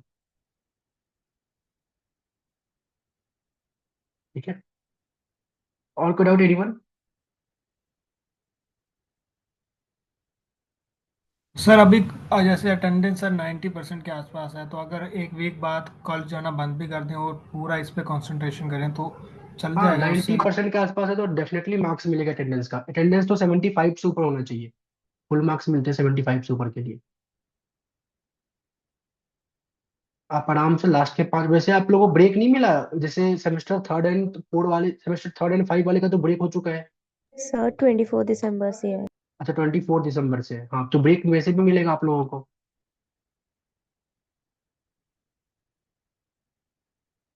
मैं पहले रिकॉर्डिंग पॉज कर देता हूँ।